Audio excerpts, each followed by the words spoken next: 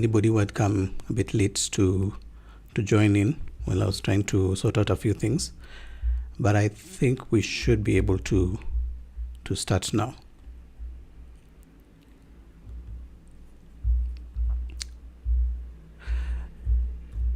So, welcome to this talk on cross-platform C++ dependency with CMake.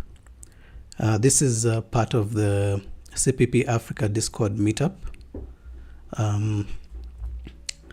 And also welcome to CppAfrica on Discord. This has been an initiative that we started, or rather that I found had been started I think 2 years ago. And I was invited to come and help to build a community of C++ developers in Africa. So I have been a member for quite a while, one of the core team members. And we have been, ramping up slowly, having discussions here and there. We've done different activities over time. And this meetup is part of the initiatives that we're trying to put out to help people to learn about C++, and in particular in environments that are, shall I say, unique to Africa and or the developing world.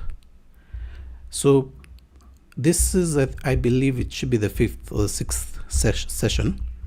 The others, there are a few that are recorded, available on YouTube, to be precise.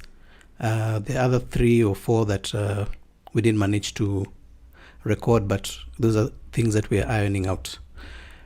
The format of how we are presenting is not fixed yet. We're open for suggestions and comments and feedback as we go along.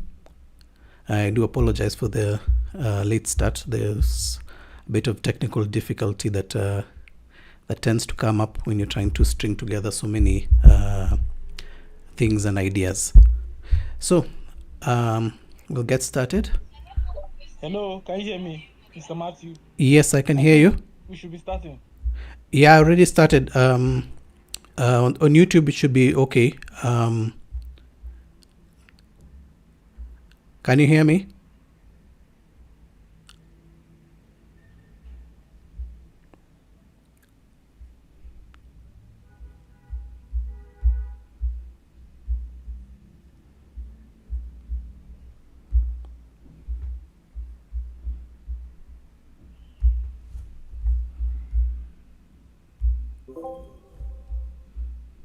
Hello, Dennis.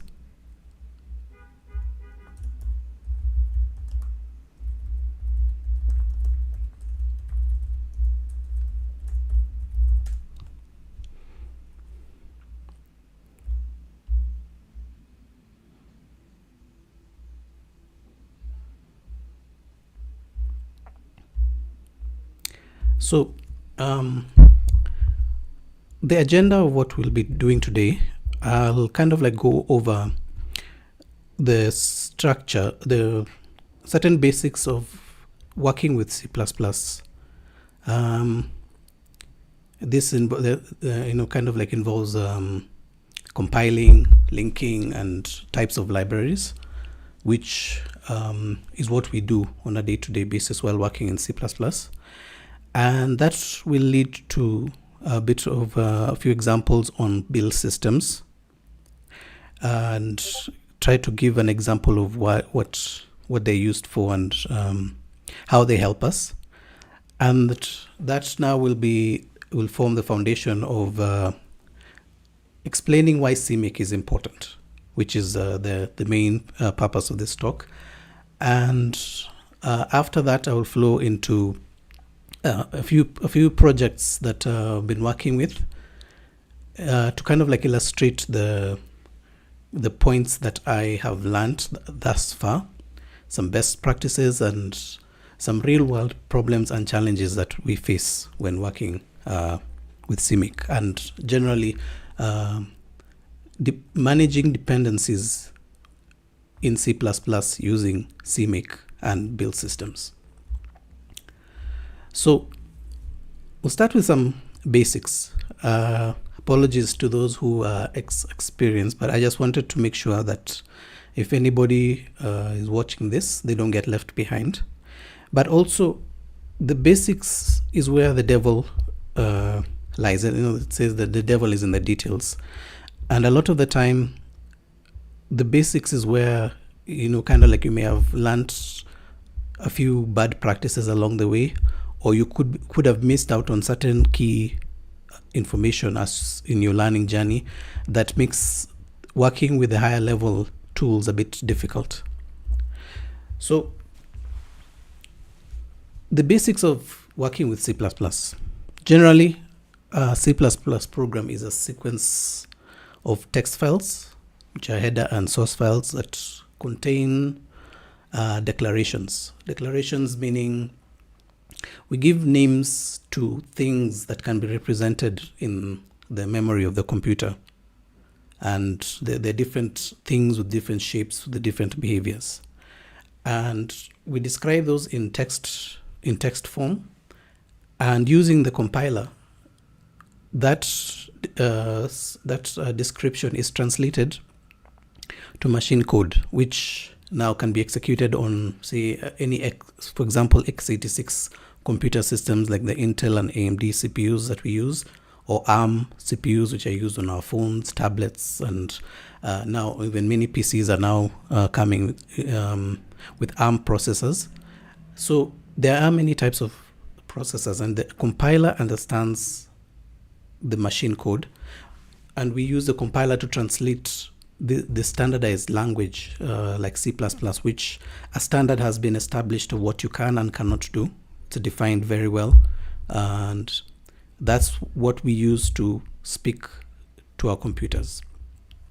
So C++, as part of this translation process, it is translated directly to machine code, and that makes it it's called a native programming language because it's able to reach the native systems in our operating system. In fact, how a lot of programs work is that you may program a few lines and a few functions, but those functions or that functionality is linked together with the machine code of the operating system. There are certain low-level libraries which are just machine code, but they're joined together and they're able to form the programs that we run. So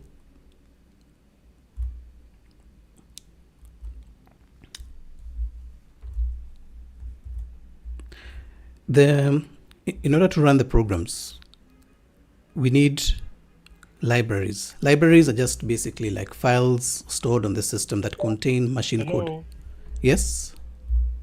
Can you hear me? Yeah, I can hear you from YouTube, but from Discord I can't. But let me see. Okay.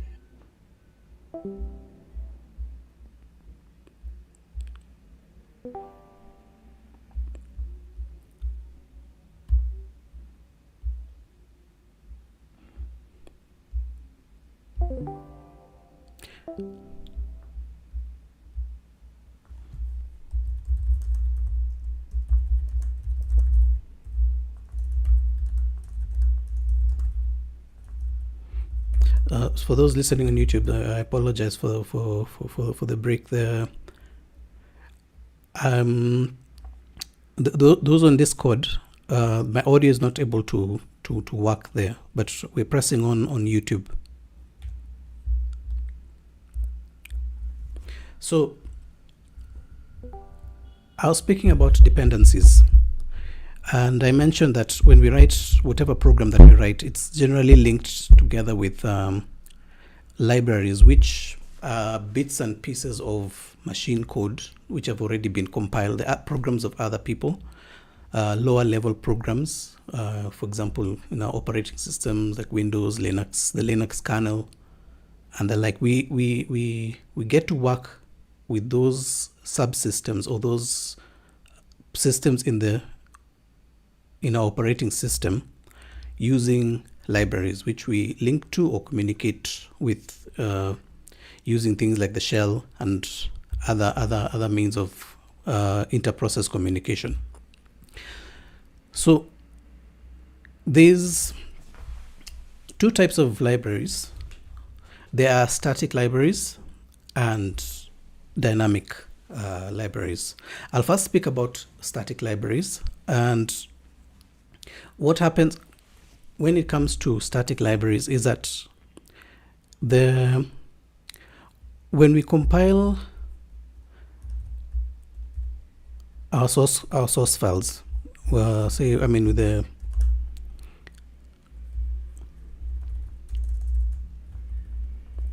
whatever compiler that we're using, so C++, which is this is the GCC compiler. So when we compile the source, that means CPP files, so C++ source 1, the CPP, and etc. Whatever the many source files there, each source file is a translation unit, and each translation unit is converted to an object file. Now, when we're talking about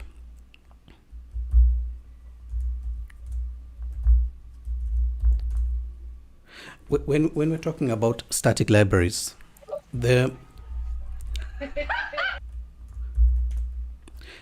what happens is that every source file in our source code is individually compiled, and a static library is a representation of those compiled files, but in an archive, kind of like a zip file.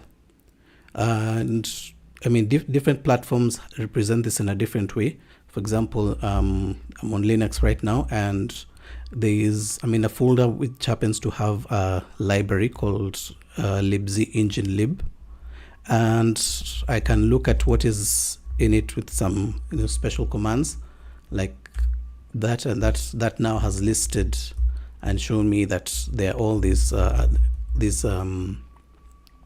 files that have been compiled, but they're linked together to a single file that when we compile, say, our application, whatever program that we're running, we just give it the name of the archive, which is a library meaning a collection. So that's how static libraries work. And because of the nature of how they're compiled, it's just static refers to like that it doesn't change like that. Once you've compiled that source code, that's how it remains. And when you link against it, you can only link against, you can only use that which is already compiled in the library. But I will elaborate on this as we go along. There are also shared libraries, which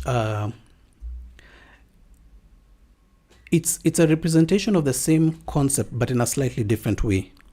With a shared library, when you take the sources, when they are compiled, they're joined together into a single file, but that file has a different format.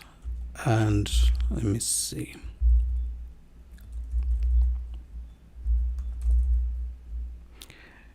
For example, I have a simple dummy project which I made to kind of like illustrate the differences between a shared and a static library. And basically, when I've compiled it, if I go into the with shared,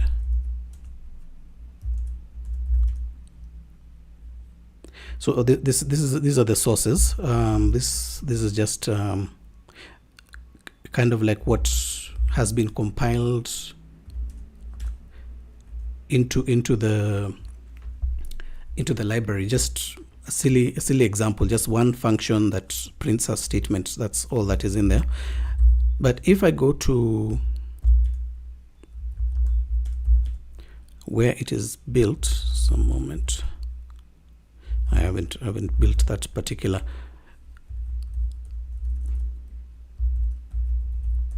I haven't built that particular demo, but I will get into it. But the point is that a shared library it's compiled in a very similar way to an executable, which is a file in binary format that has all of the code embedded in it, but as a single file. Now, the important thing about shared libraries is that if I go to, say, my system and look for a shared object file,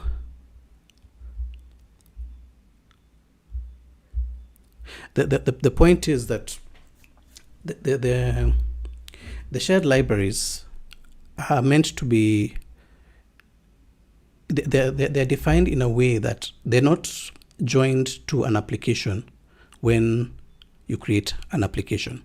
What I mean by that is that when we make an executable, if you link against a static library, everything in the static library is put into the executable. So you have a single file which can run, which has all of the functionality within it. But a shared library is similar to the executable file, but it doesn't have the main functionality. But it has a special ability to be able to join to any other executable in the system. So it's called shared because the same file with the machine code can be used by many processes. And in fact, that's one of the bases of how our systems run. Like there are certain libraries, say like libc, which are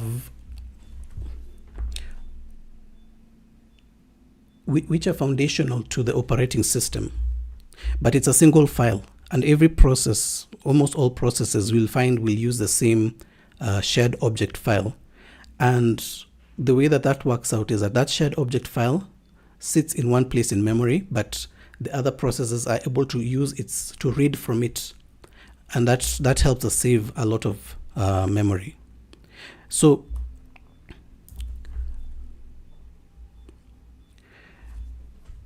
when we're working with, I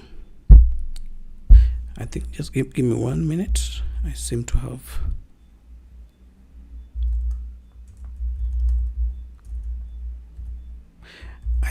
have not compiled my presentation as I expected it.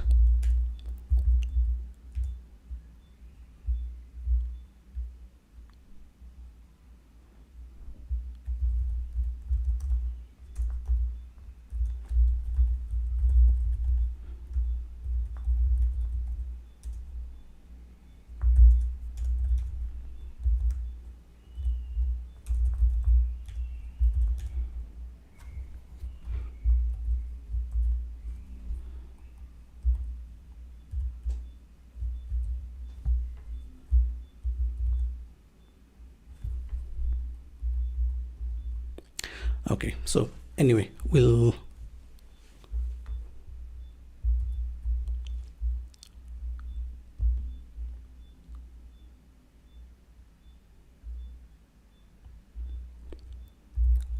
so I wanted to talk a little bit about build systems, because when we are working with whatever projects we're working on, we find that to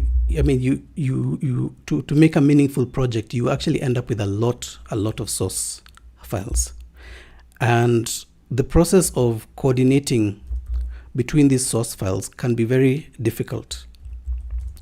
So that's why we need a way of managing that complexity, and one of the ways we can usually do that is with make files such as Make, which is very foundational to the Linux systems. And if we look at the man page for Make, it says that it's a utility that will determine automatically which pieces of a large program need to be recompiled and issue the commands to recompile them. So with large projects,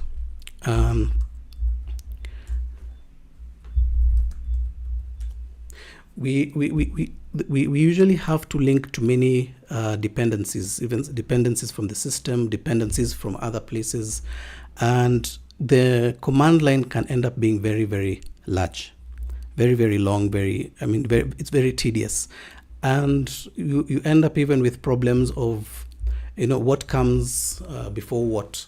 If you need to compile a file, and that file is needed as a dependency of another file so that it can be linked.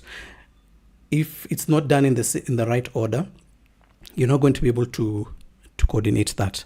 So build systems have existed for quite a while, and they're very foundational to how it is that we build our software.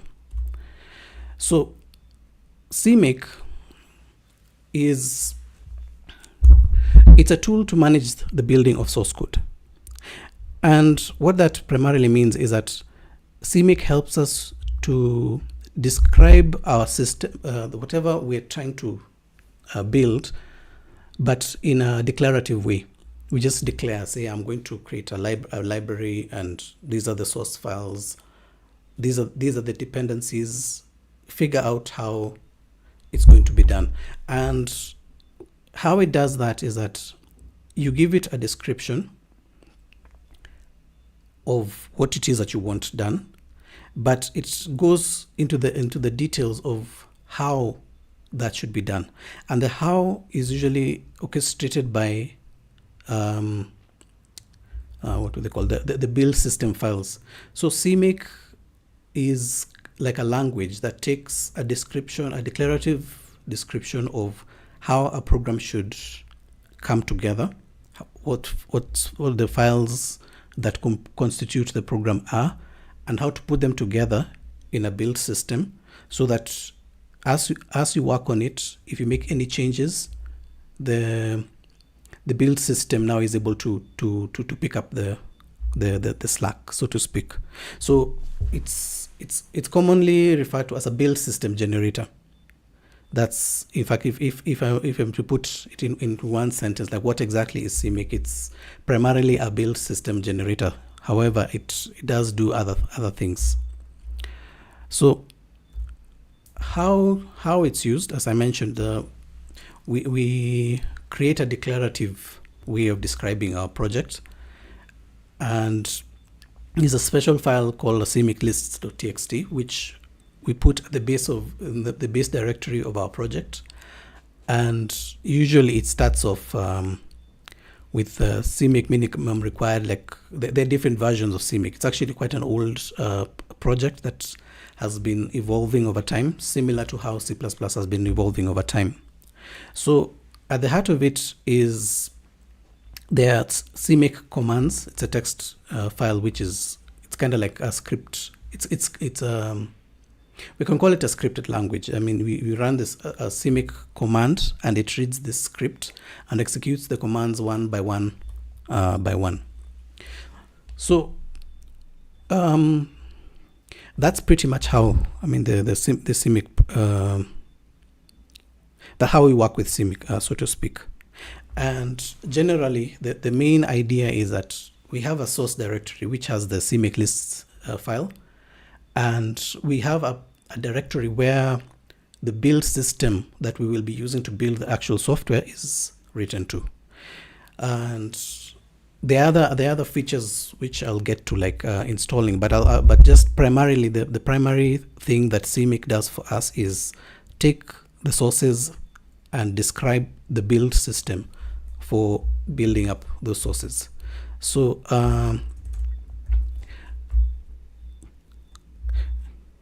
there was this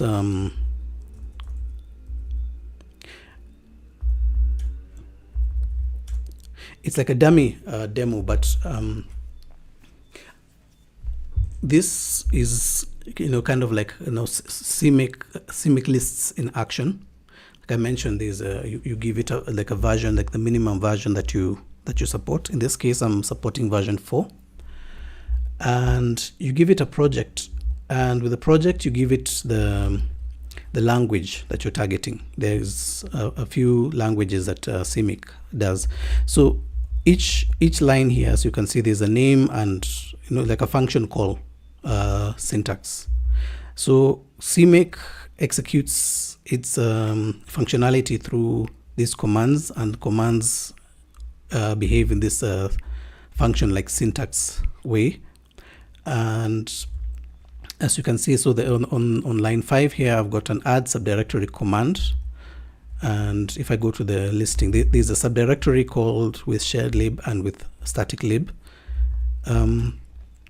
So this is where I have some source files which I want to compile. And yes, I could, for example, run the compiler with star.cpp, but that not really give me the result that I want. Or it possibly could. In fact, I could possibly give it a try. See what happens with that.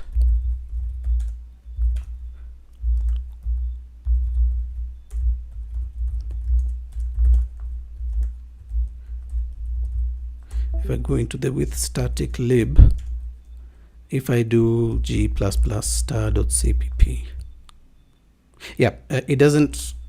It could possibly work depending on how I wrote the program. And part of the reason why this hasn't worked is in the source code, I have written it to look for the headers in a location that the compiler is aware of. I could have changed that to, if I change this to forget what this is called, the double quotes, it means search within the same directory for the header. So we're looking for this file, static lib header.cpp. So if I actually change that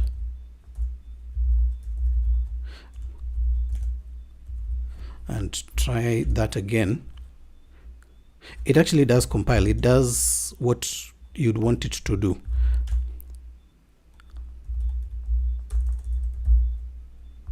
If I run a.out, I get the program as supposed to be. But this was a really simple program. In reality, rarely will you find everything within the same place. So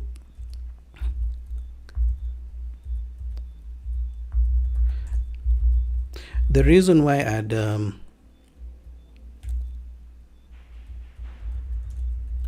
had done it this other way was to illustrate. I think there is another way, so to speak, of using CMake to organize how your sources come together.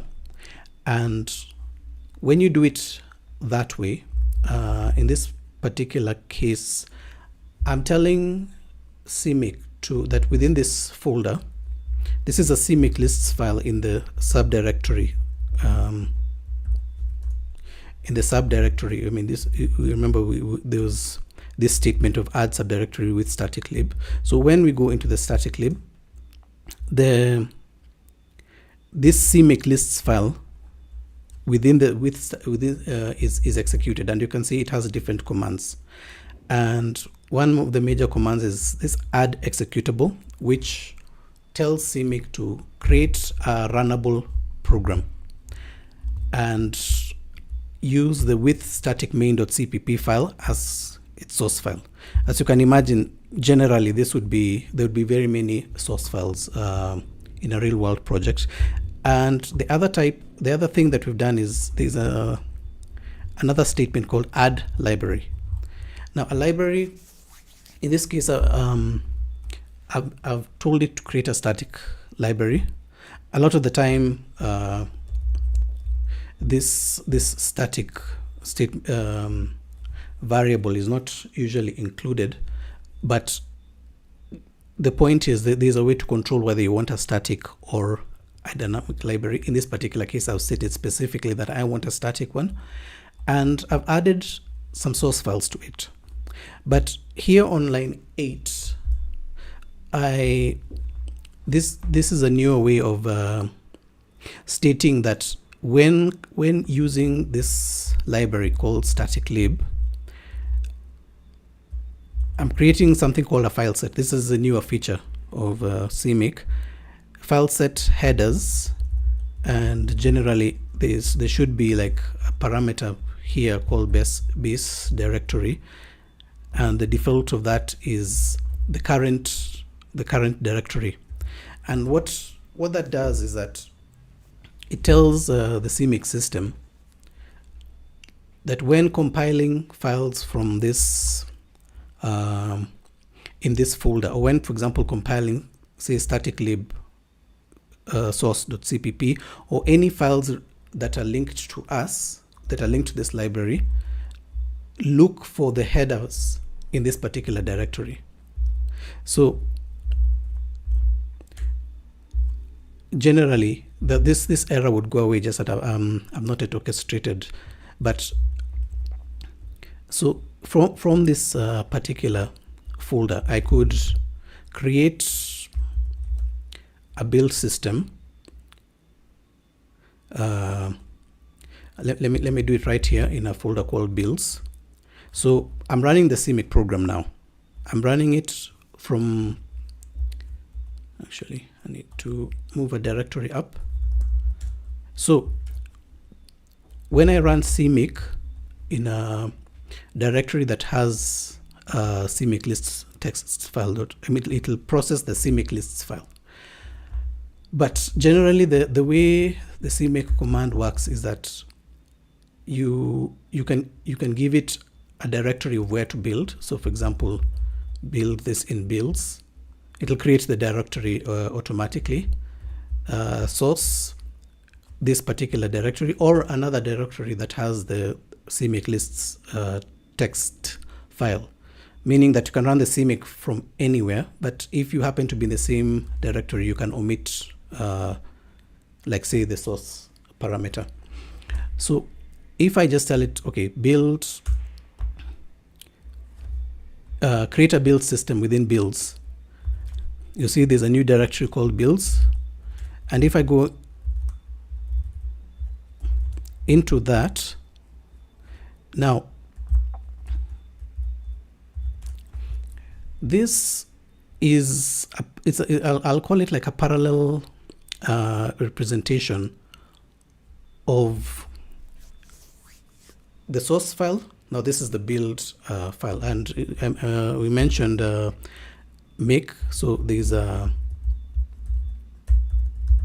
make file that has been generated, and this file, if I just type make, will orchestrate the building of the project.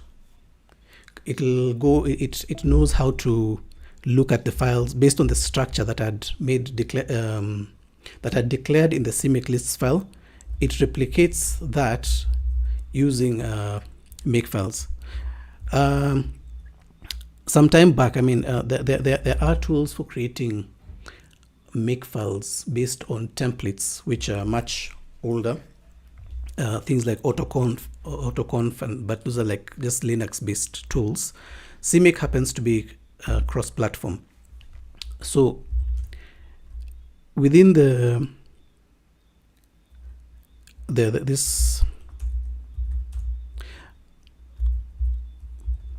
within the build directory, so I said that CMake takes the source and creates for us a build. And as you can imagine, you see this particular project is a bit simplistic, but you can imagine like projects with a lot more files. For example, say there's a project which I wanted to, we'll go over a bit later, but this has a lot of source files and tests and what have you. So CMake helps us to organize how we build our software, basically. So I want to touch briefly about the concept of targets, and what I just illustrated with the CMake lists.txt files. That is a bit of a carryover from how CMake started originally, and how CMake used to work was on the basis of directories. But from around CMake version 3, the concept of targets was implemented. And targets are, there are two categories of targets generally: the executables and libraries. So based on what I was just showing, if I go into the with shared lib,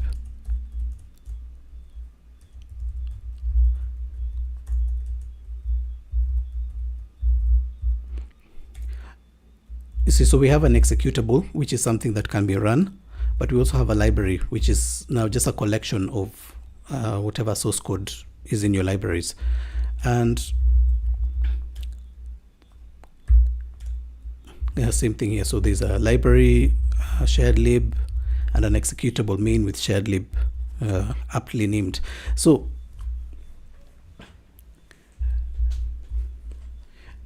targets are like objects. They have properties that help us to describe what is to be done. For example, when making a library, when making an executable. And one of the important things that arises with this is that, for example, when I run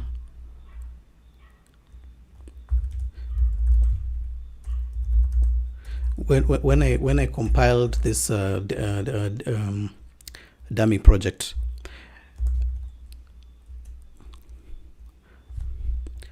just a moment, I'm trying to remember how to make it verbose. I think it's just verbose.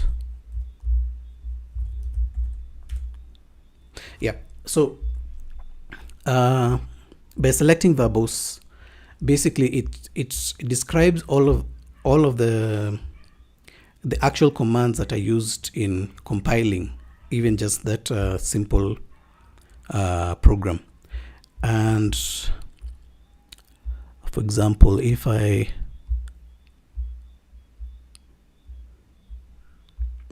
looking for compiler command, the point is this craft is the thing that CMake helps you to get rid of, especially when it comes to executing the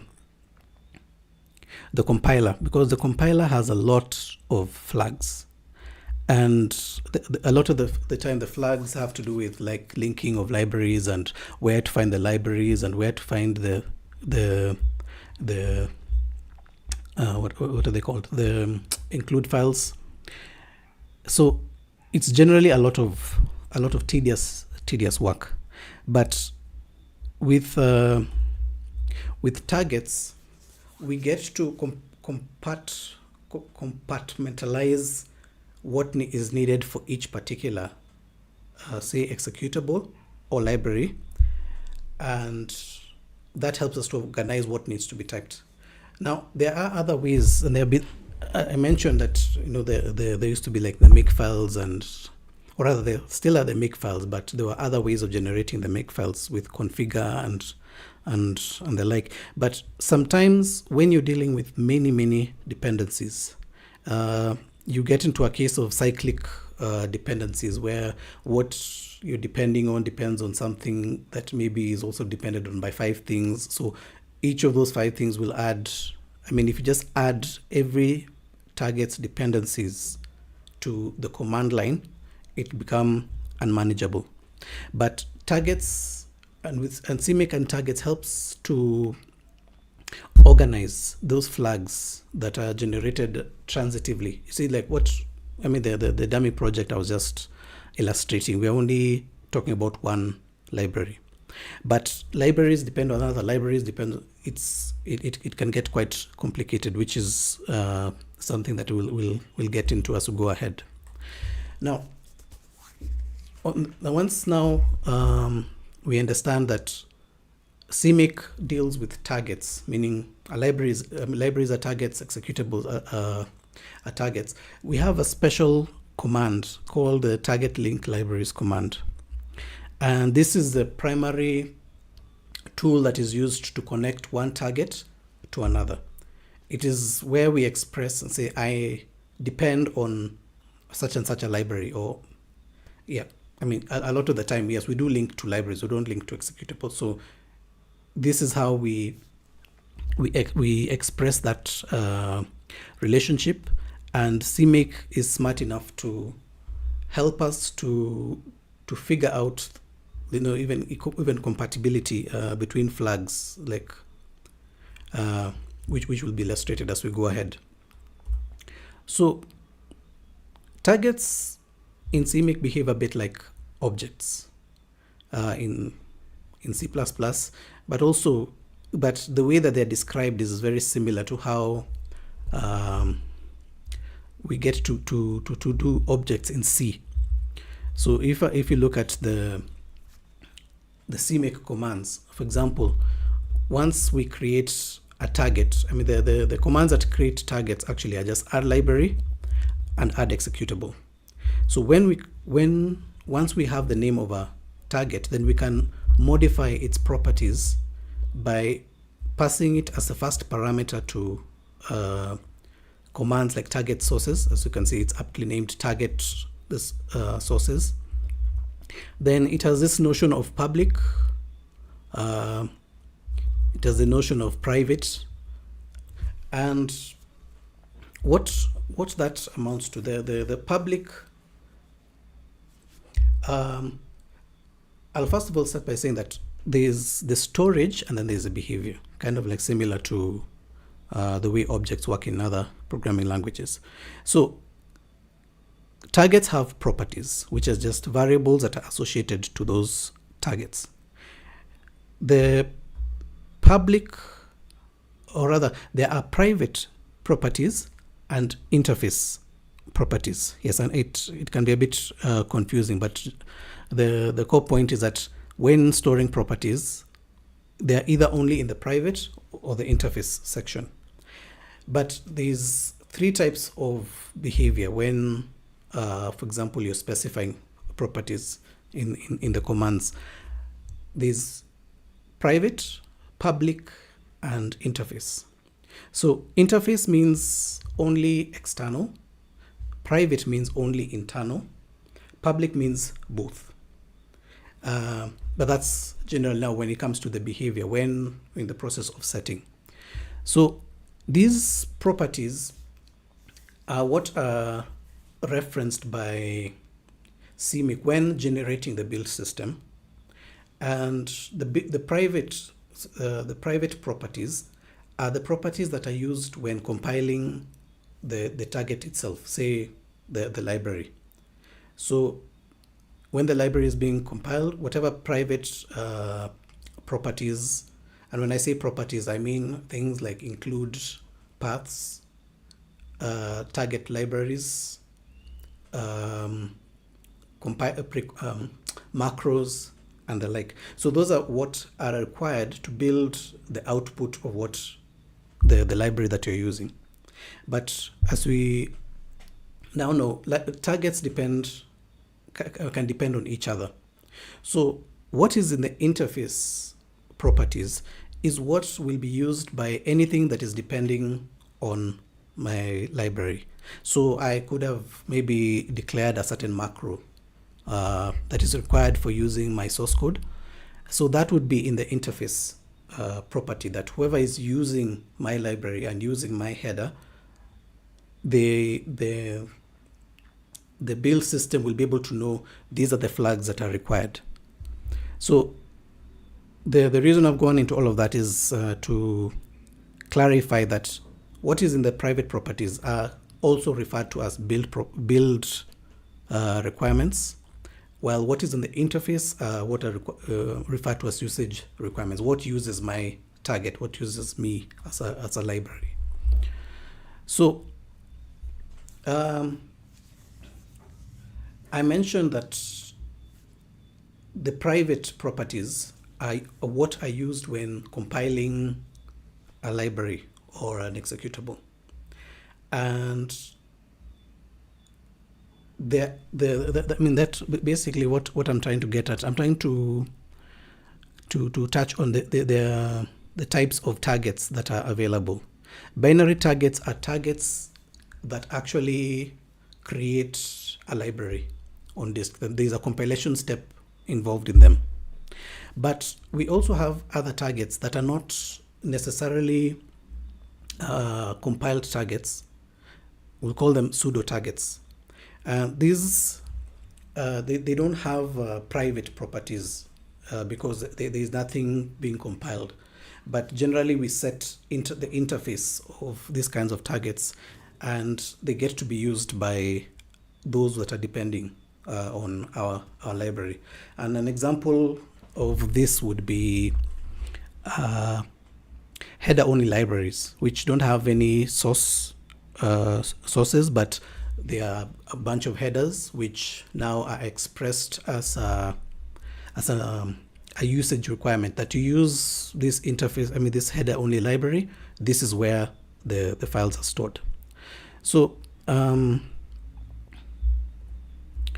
I just wanted to briefly go into the CMake documentation, and I mean, there were my slides, but I wanted to. I'm not going to be able to cover everything today, but I just wanted to highlight a few areas where you can look into to better be able to understand CMake and how to get started. So one of the most important places that highlights what I've just been talking about is a section here called CMake build system, and this talks about the different kinds of targets. So like I said, there's binary targets, there's executables, which is runnable programs, and static libraries, shared libraries. There are specialized libraries for Apple.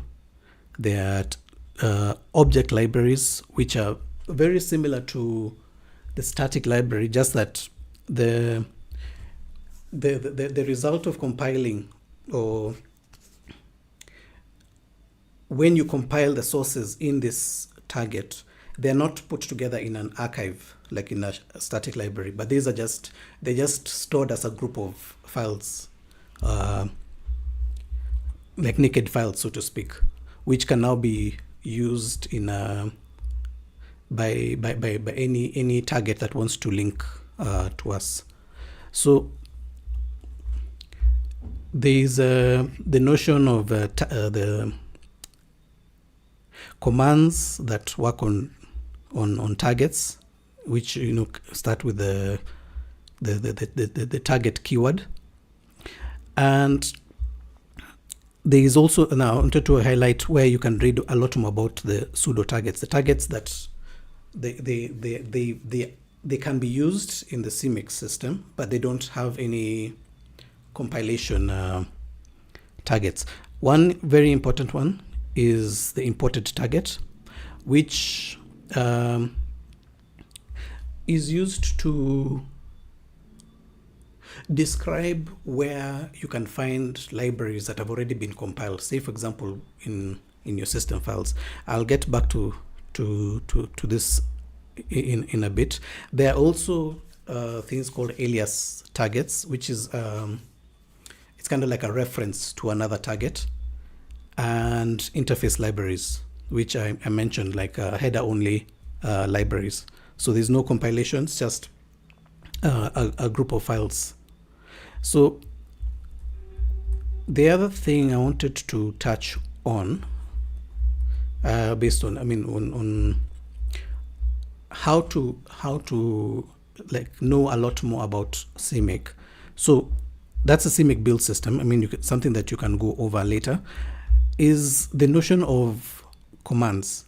That there are quite a number of commands. We have seen, for example, the add executable command.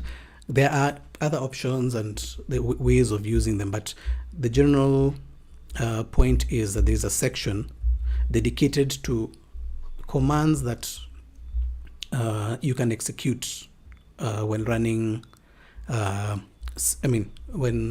When you're describing your system in the CMake lists text files.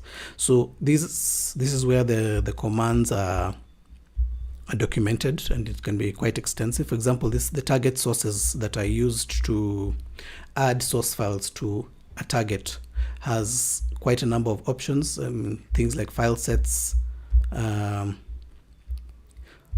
which are actually kind of like a new feature, but there are quite a number of things to be explored, especially the target link libraries, which I'd mentioned earlier.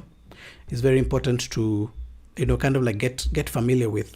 So, like a lot of the time, we just say copy like examples, like this is how to do things, but the purpose even of this talk is to get into the why things work the way they do, because as I said, the devil is in the details. It's the simple things that, when overlooked, can cause quite a number of issues. So I wanted to highlight the matter of the three trees in CMake projects. These are the source tree, the build tree, and the install tree. We've looked at the source tree. That's where the CMake list.txt file is. Then you have the build tree, where you have the build system, and you also have the install tree. So I've already mentioned this, and I just wanted to just highlight that it's generally a good practice to not build within your source tree. This is just for good code hygiene. You see, earlier you saw me doing where I ran the compiler with star.cpp, and it produced what it was producing right there on the same folder. That's generally not good practice, because especially with large projects, it can either clutter it can clutter, and create a lot of confusion. And then also, like, you don't want to have such long git ignore files trying to ignore every type of build output. It's just cleaner to build elsewhere. Another reason for that is that you can have more than one build tree, meaning that if, for example, I can make a directory that has a build, say, for C++11. I can have another one with different settings, different flags, and the like, and I'm able to test. I can to test the same source tree, but also try different things with it. So that's part of the reason why it's a good idea to get into the habit of building separately, so that you don't have the burden of not checking in things that you shouldn't be checking into your source code and what have you. So there is another tree called the install tree. This particular one is not very well known by many people, but it is a place where we package the output of our build process. We just extract the outputs of what we just generated, and we're able now to package that up and distribute it. So back to the build tree. The build tree stores your build files. Your build files meaning the intermediate object files. So when we were looking at Make earlier, it said that it orchestrates the building of sources to monitor what has changed and what has not changed. So when we're developing, say, a library, we say for example, if I go into, if I look, this is the build tree of the dummy project that I just did. So if I go into the with shared lib,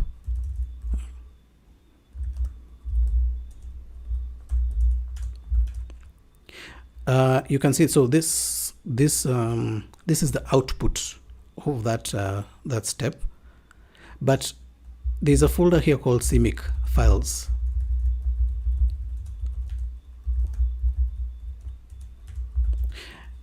And what this has, remember there are two targets in this subdirectory. So if I go into the main shared lib,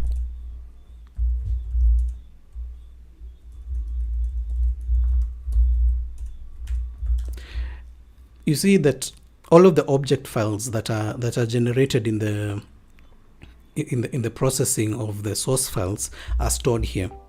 So you don't want to have, like, when you're giving the output of your program to your users, you don't want to include all of this.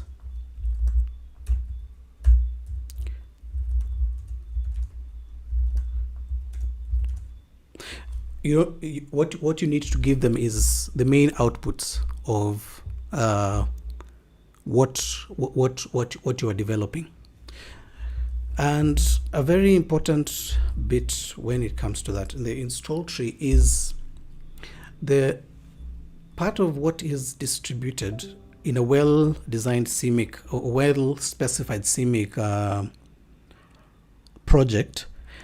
There is a command for specifying how the install tree, I mean, for defining how the install tree is crafted. And this now helps us to tighten up, for example, like what is passed on to our users. So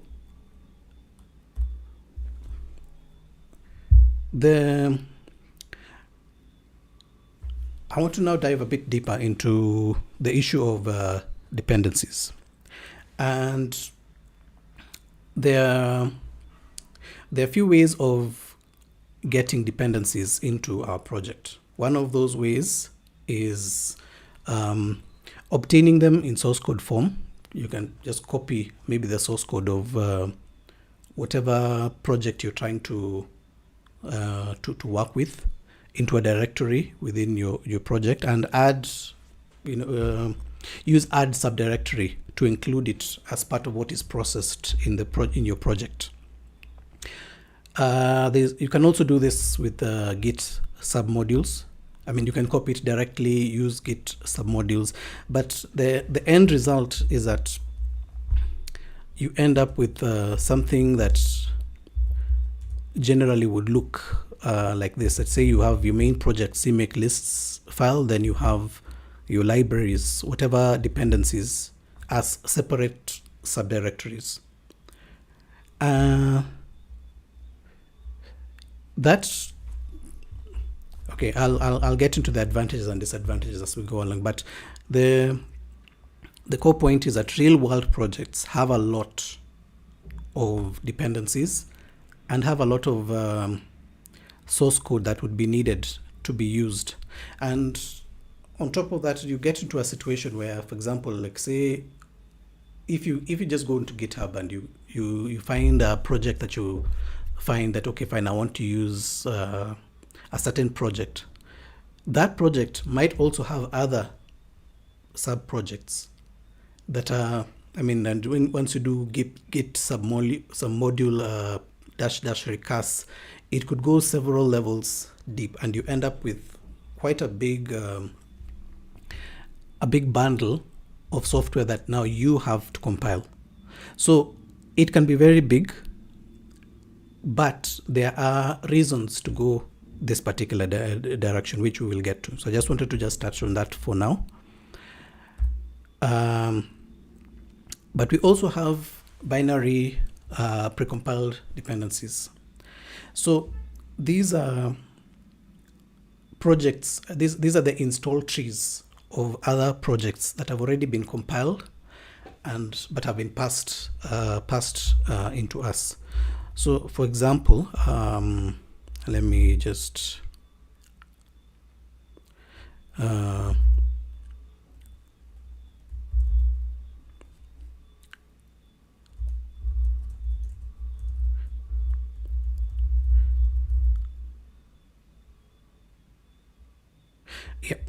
yeah. So let me look at project.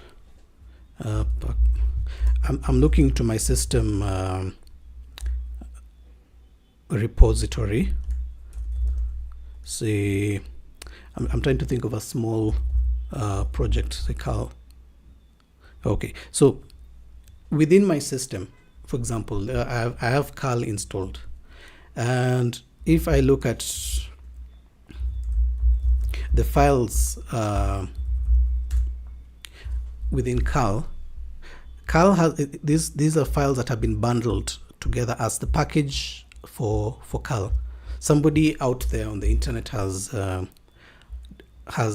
compiled it and put together a package of files that, once stored a certain way, will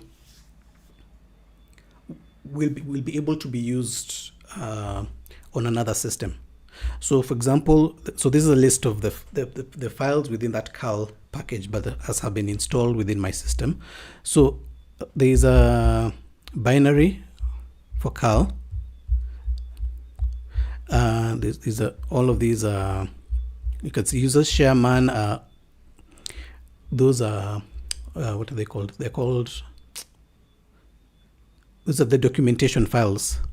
As you can see here, there's a user libcal.so. So this is a shared object for Cal, and this is where the binary code is. And as you can see, there's a user include cal .h and the like. Then there's also there's a package config, which is another system that's similar to CMake. It's something that is usually like in open source software for describing, dependencies within files. So if I come up with a C++ program and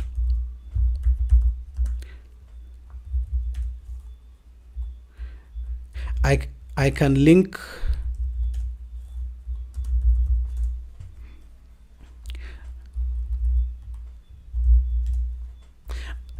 I can link to the Cal library by passing the lcal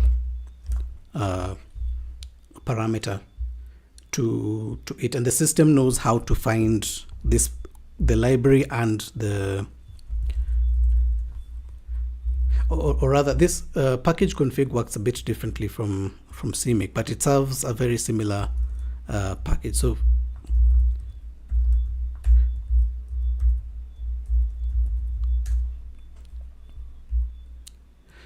the core point being that when I want to use a library that is stored on the system knows how to find as long as it's installed in a well-defined location. Say, for example, user libcal. That's a well-known system location. So if I just give the -l libcal, the -l is a compiler flag that says link with this library. It knows where to find it. It knows to look like in a place like libcal. It also knows that in /user/include is where all installed packages will store their include files. So when I'm writing my code, I can just, if I type any of these headers, because they're installed within the system, it knows how to find those files. But the reason why I've gone into all of that is to illustrate that when the way that your files are installed, the way your programs are installed, if they're installed in the right place, the system knows where to find it. And that's how, I mean, it's even simple programs just work because the system knows how to locate those kinds of files. But there are other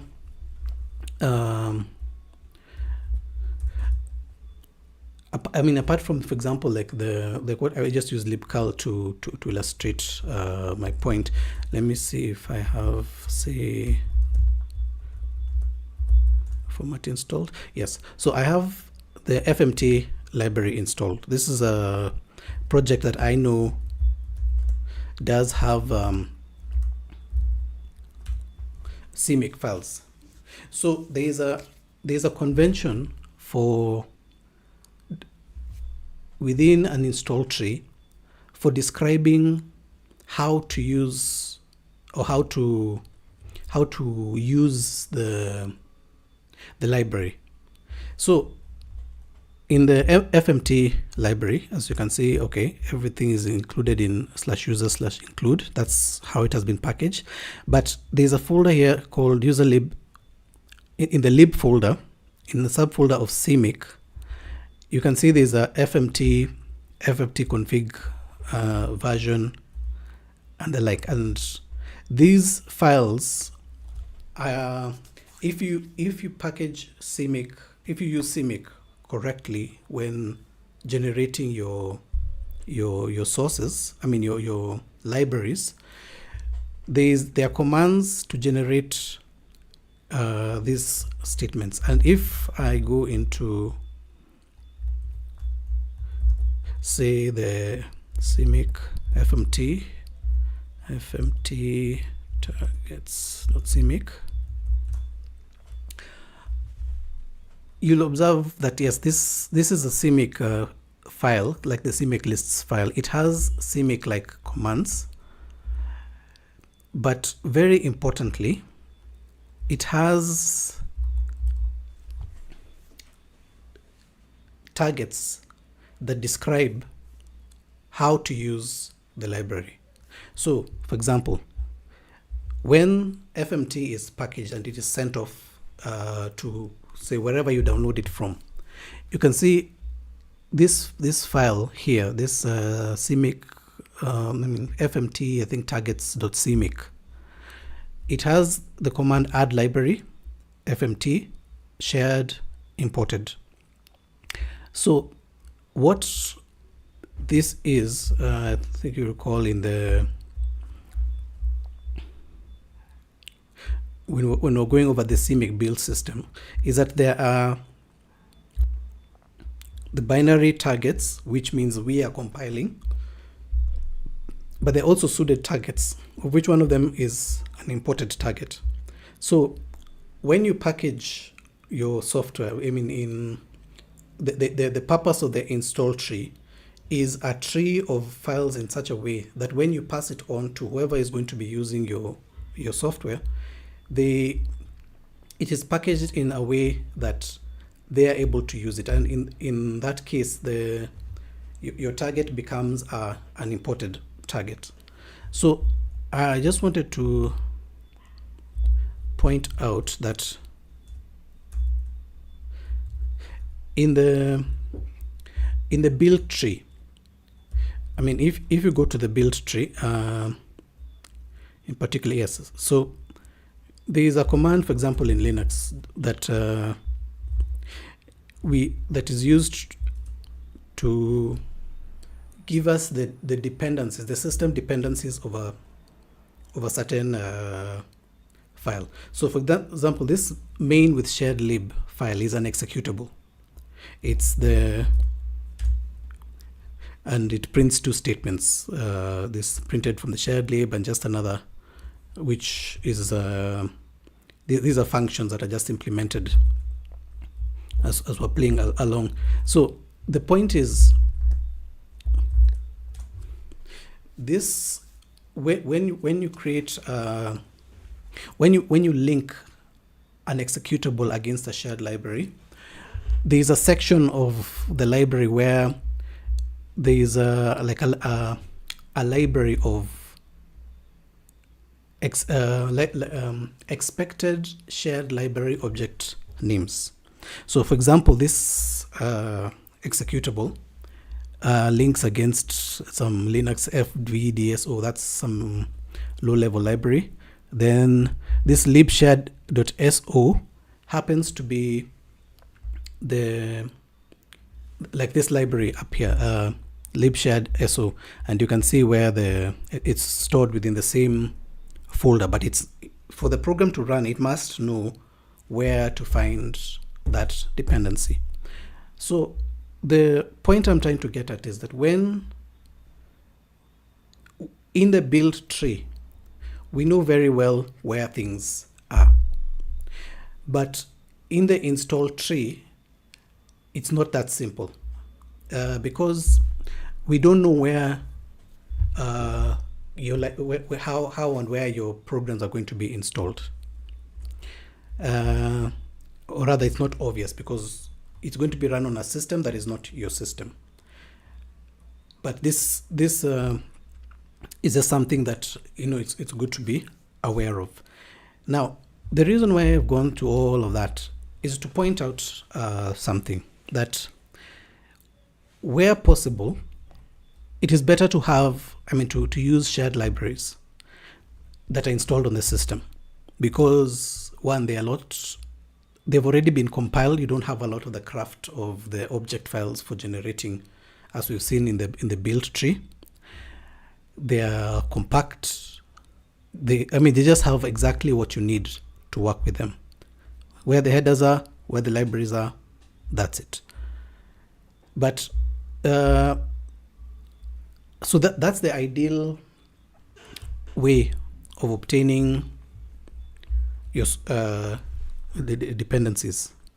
So the main or preferred way of getting to access shared libraries is a command called find package. And find package knows how to search a system for the files that it needs. But not every system works like this. So I've just demonstrated Linux-based system, but for example, like Windows doesn't really work that way. It has its own way of doing things. So when you're using CMake with Windows, you have to add that functionality to it. So one of the ways of doing that is using a program called CppAfrica, and this kind of packaging is, I'm calling it hybrid, a hybrid way of doing the dependency management, meaning it behaves like the source-based dependencies, but also like the binary precompiled dependencies. So ideally, the way that CppAfrica works is that you download some binaries and some files, and those files know how to download software and compile them, so they own the build tree, and they cache, they store the libraries and the like in certain predefined places, so that just like we did with Linux, you're able to find the library files that you need to be able to express dependencies, to express the dependencies that you have. So CppAfrica is a Microsoft kind of technology, and it's actually it has helped us, like in Windows, to have the same behavior, the expected behavior for CMake and even other systems like that. There's also a native way of doing the same thing called the fetch content module, which is a newer CMake feature. And the fetch content allows us to do the same downloading of sources or using precompiled solutions. So I'll demonstrate this a little bit more as we go ahead. But so I was just talking about that find package expects a certain structure of how to find the CMake config files that help us to get the imported targets of a library that has already been installed.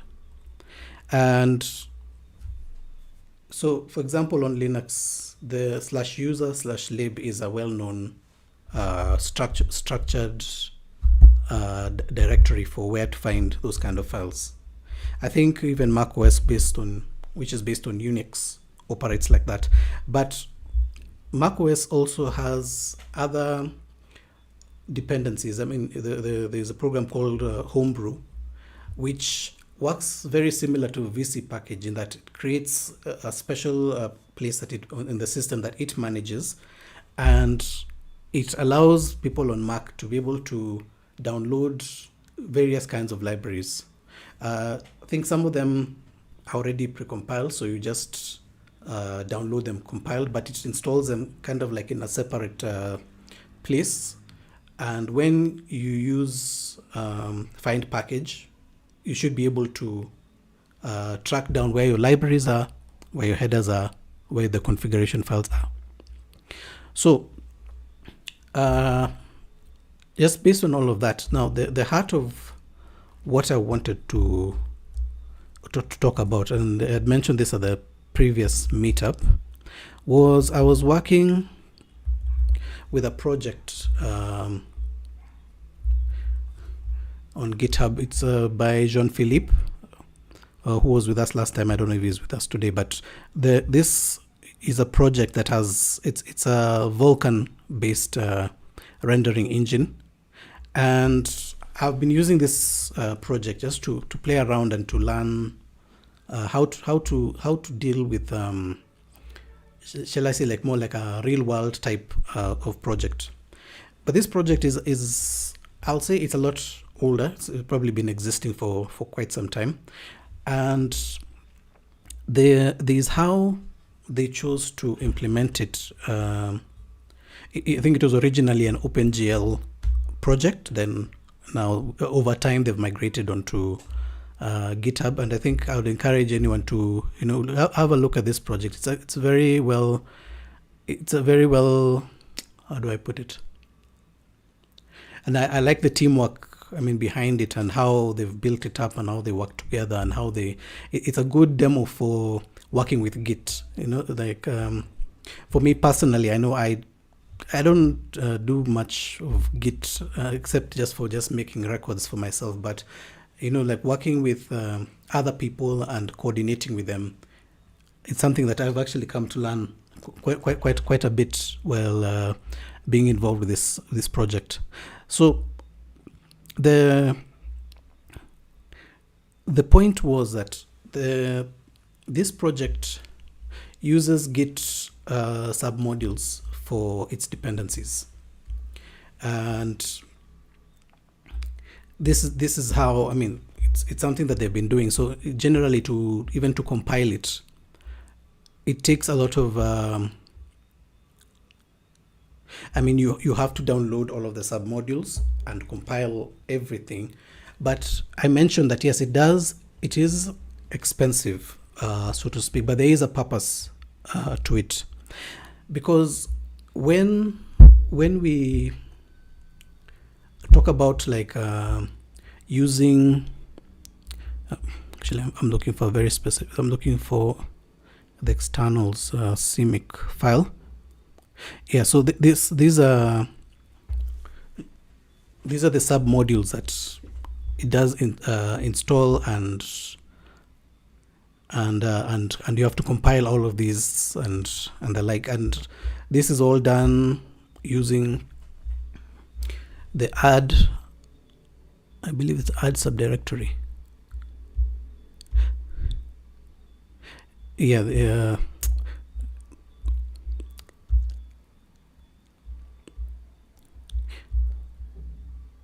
I'm looking for the, yeah.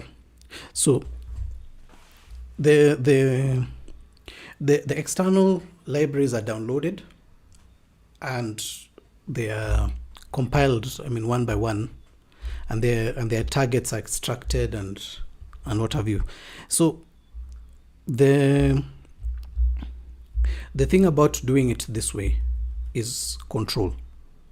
In that, one of the reasons why you'd go with a source-based way of dealing with your dependencies is things can break, and when you're managing a large project with very many files and like, you need to kind of like take things a little bit slow and lock things down. I think Uzo had mentioned that like in his session. So you need to lock in the version of your dependencies to something that you can control. However, when you try to use the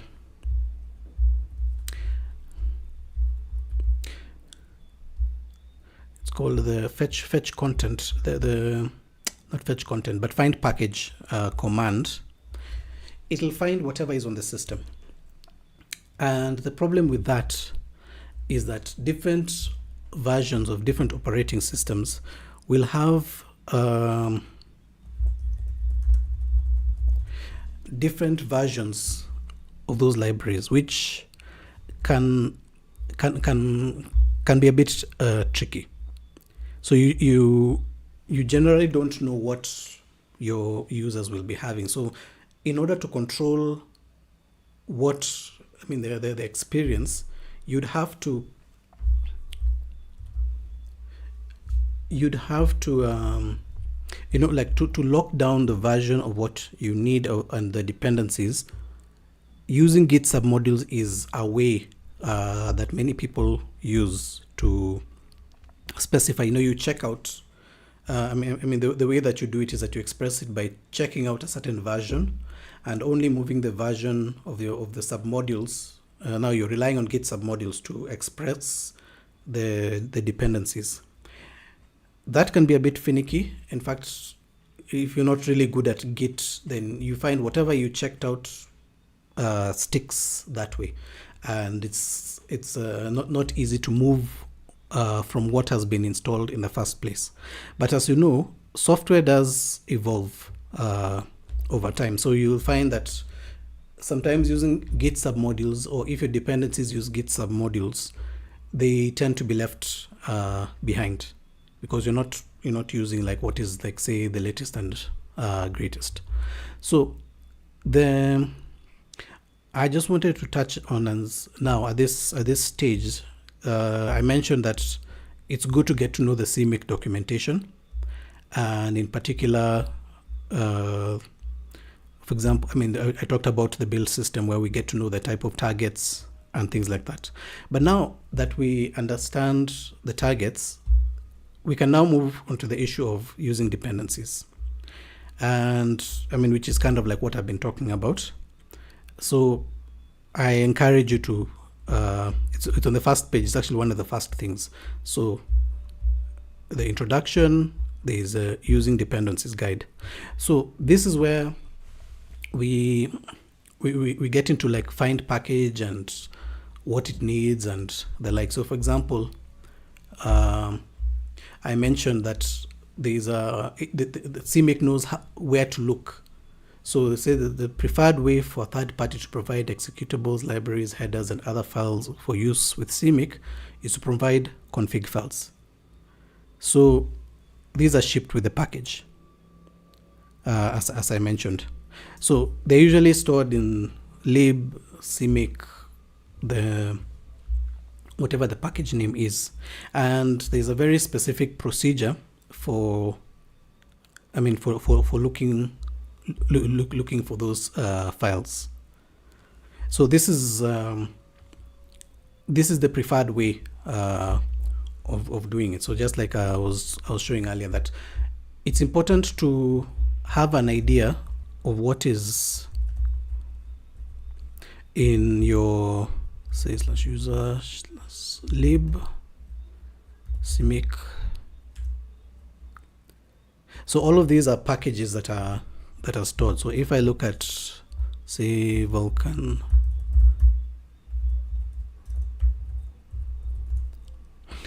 the reason why I'm expressing this is that the name, what the package is named, is very important, because that is the name that if you're expressing dependency on a project. So when you do find package, the name that you put here as the package name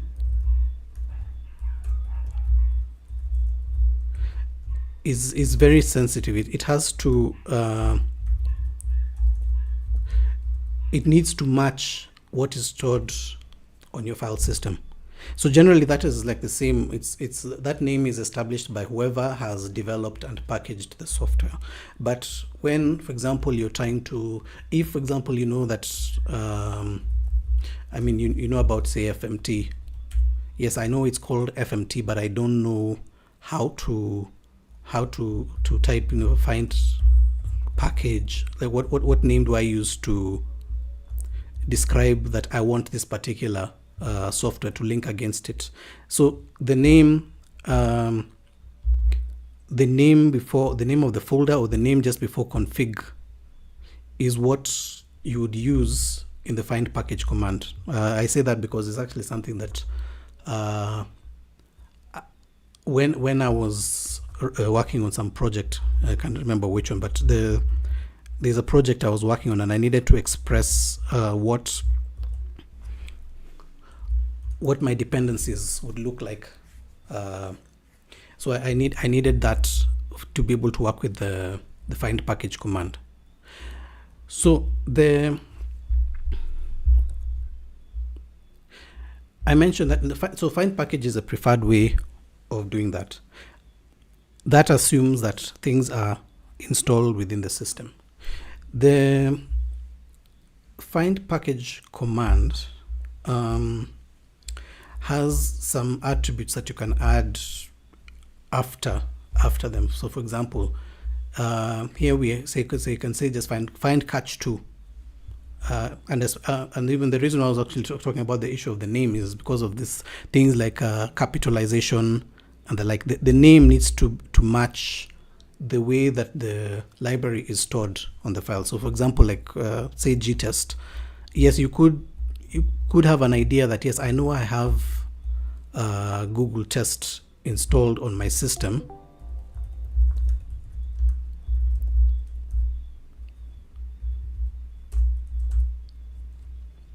so yeah, I know I have gtest included, but I need to go and look at what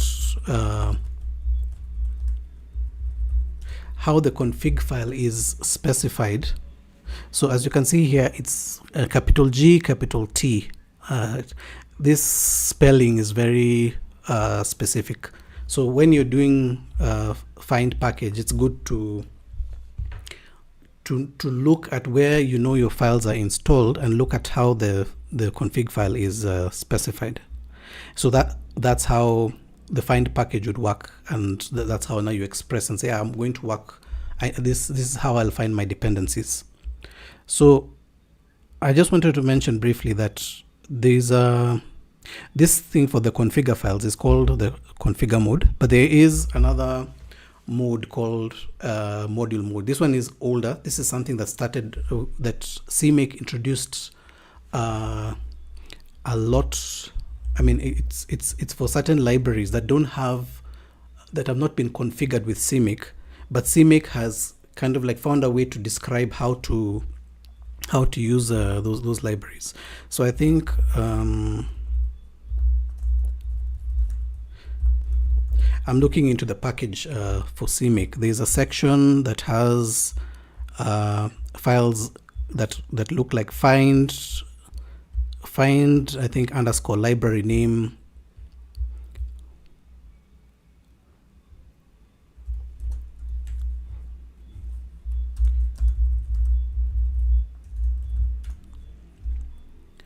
Yeah, so there are certain files that CMake has, painstakingly gone and, for common libraries to make sure that it's possible to use these different kinds of libraries, there are these find commands, which are usually stored in CMake modules. Then find library name .cmake. So this library name is what you'd use in the find command, and CMake has found a way to like describe those files like in a certain way.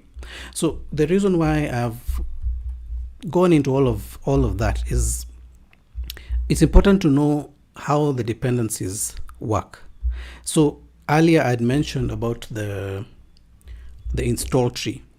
So many people know how to build software with CMake. Yes, you can build and can possibly test, but the install command that generates this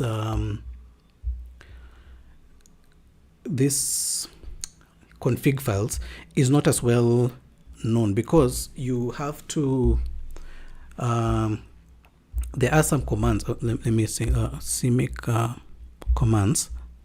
So you need to create the install tree, you need to use the install command. Some project commands. Yeah. So in the install command, which is quite a long, complicated command, to create a library, there are some files that you need to, or rather, in part of in your CMake lists text file, you need to call the install command. Now the different forms of the install command. The first one, the first argument here, install targets, is how you tell CMake to install the targets that you have. To create the install tree based on the properties of the targets within that. Using the properties of the target. And as we mentioned, that when we are building our program, the private properties are what are used to build us. The imported, the interface properties are what will be used by those coming from outside. So when we call install targets, we are telling the system that create in the build tree this particular file. So for example, if I go back to my dummy project, so in the CMake lists file, I can put here install. So now I'm calling the CMake command targets, and now I can list, say, like the executable main with static lib. So that is how these are now commands for describing how we want to shape the tree that we are to generate. So there is also other commands that now. So this just deals with the target. Now there's another one called exports, which can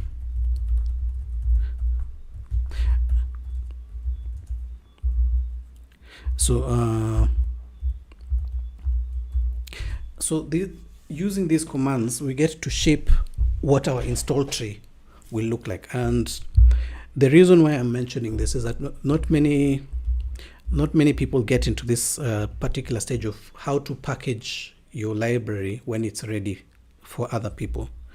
A lot of the time, yes, you get to the build tree, and once you're satisfied with the build tree, you feel satisfied and you move on. But something that happens, or just something to keep in mind, is that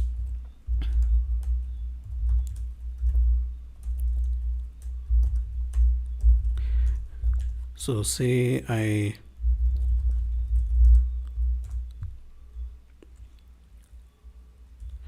seem to have a typo.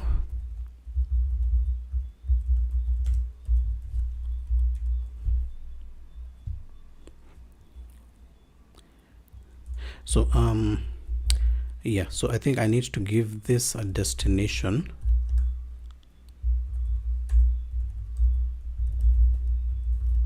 This is this particular command basically tells CMake to create a set, the config files for this particular target. So I think I'll say lib. See, that works. So the point is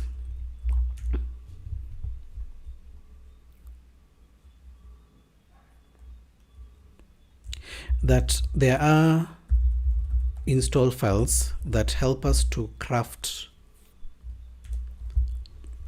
what is to be done. So once when you have like the install statement in your CMake lists file, so for example, if I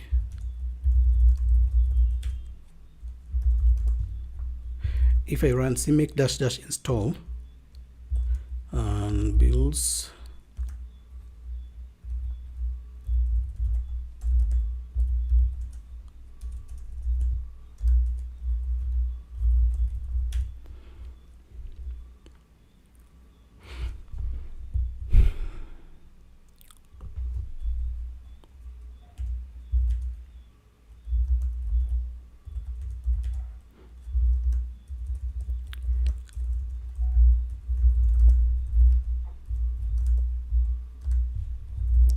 I'm specifying the prefix, because if I don't specify the prefix, the default is to store it in the user, in the standard location. So I'm trying to tell it to just install right here. Prefix, not prefix, preset. No.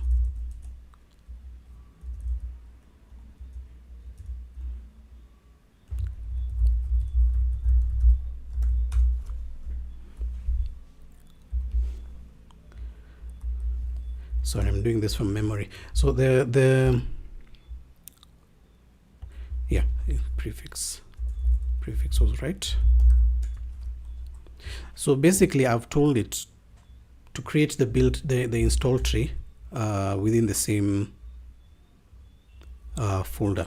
So as you can see, if I go, and I think this will be clearer if I use another folder, but generally you can see there's a new binary folder that has been created, and what has been copied is that binary file. So this is now the install tree. Yeah,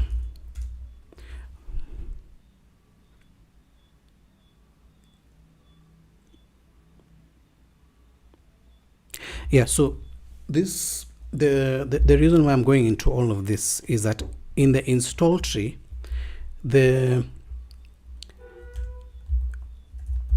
I happen to only have done this for the static library, which doesn't really matter, because the static executable, as I mentioned, has everything within it. So you can copy it to wherever, it will not have a problem. But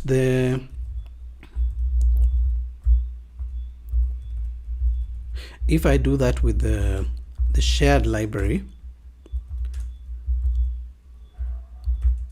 so here I'm saying install main with,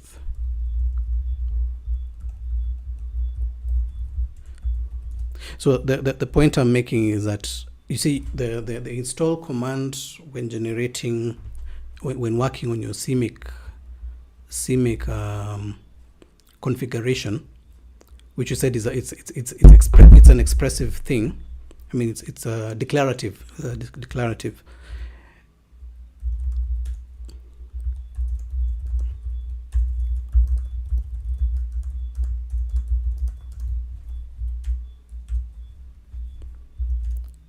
So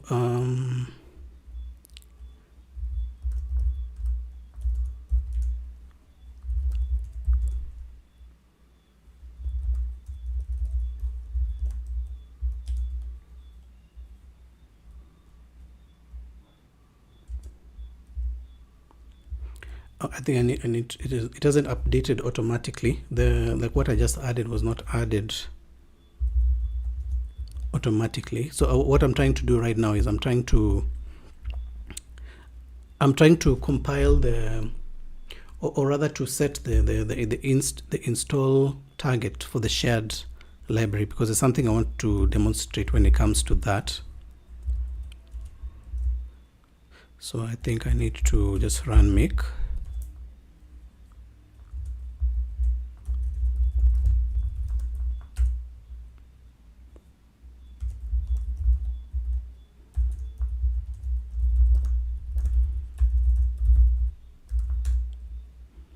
Okay, fine. So CMake install.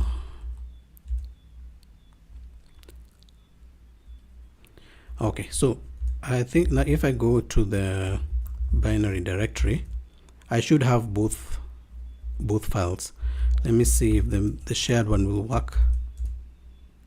Yes, so I was trying to bring up this error while loading shared libraries. libshared.so cannot open the shared object file. So using LDD as a program for examining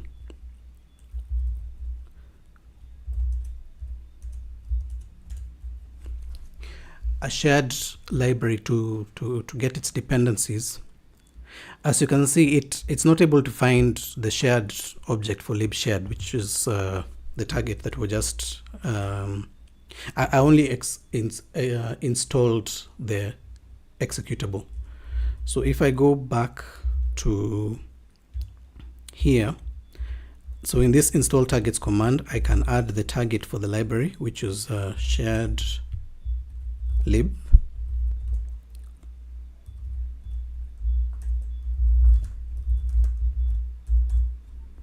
Okay, so been able to build it.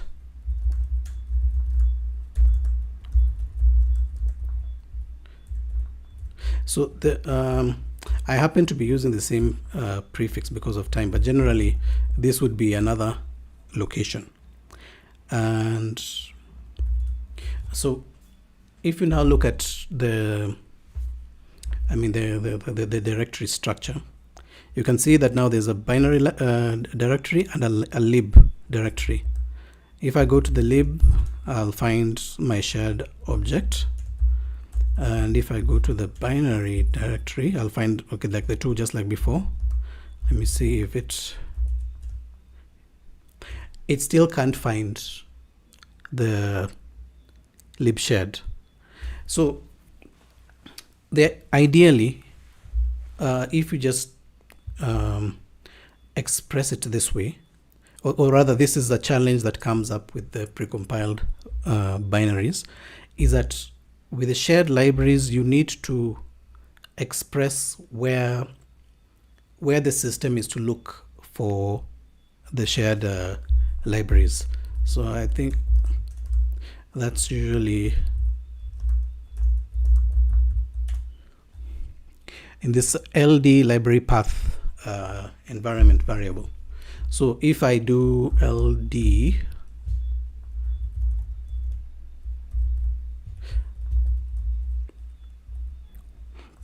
what I'm doing is that before I run the program, I'm setting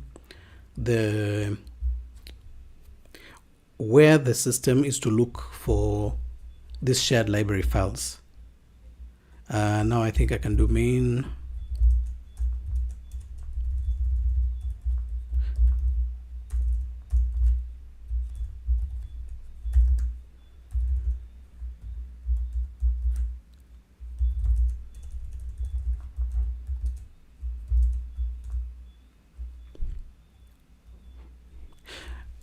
I would think I'd have to put in the whole path, which I'm not going to type right now. But the core point is that where you install the prefix, where you install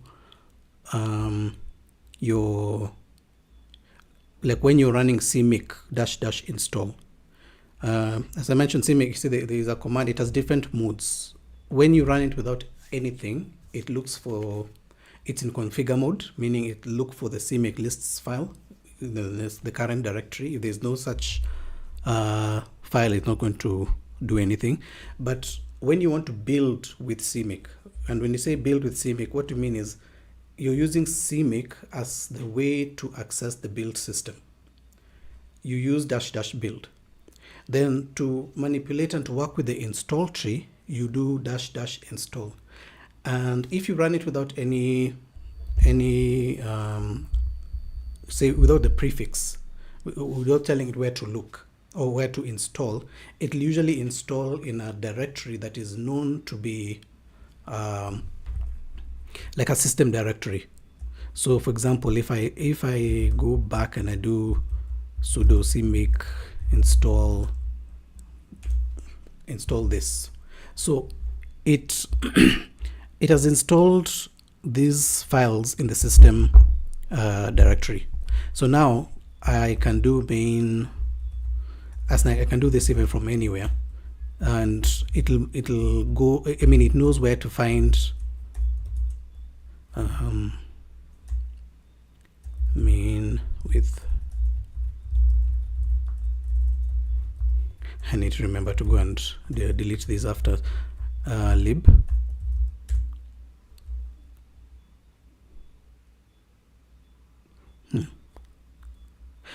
Generally, it should be able to find it. I think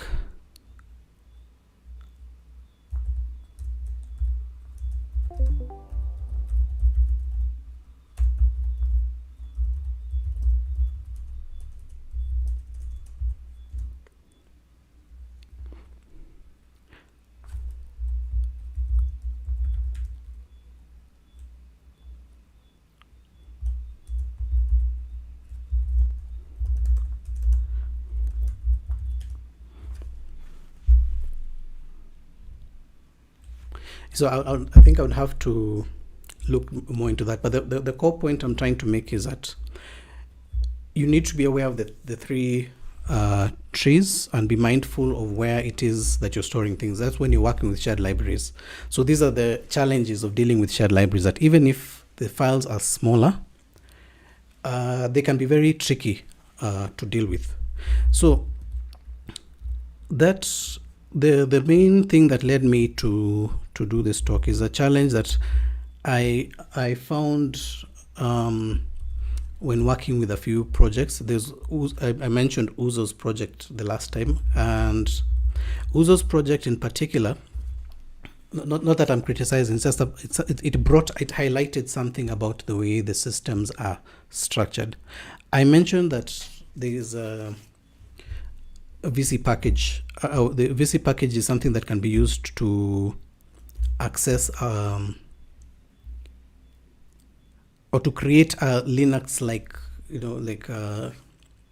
directory structure that CMake understands, but on Windows. But there comes this problem. I don't know, like those of you that have dealt with web-based projects and the like, that when you're dealing with things like VC package, it simply does, there's a job that it does for you. For example,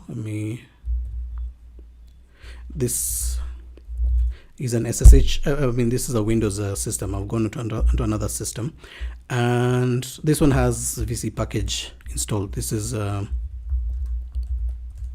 and I can list, for example, these happen to be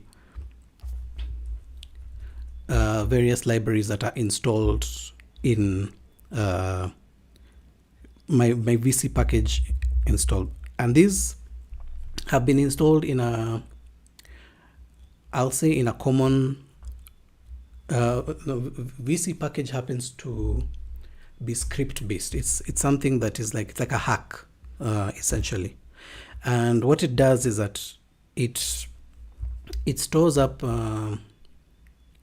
it has a record of various popular packages, and it empowers you to say VC to ask, say for example, I want to find GLFW. It'll go and check in its records, because it has a record of many popular open source libraries. So it'll check and go through like its records and tell you whether that is available or not. And if you express,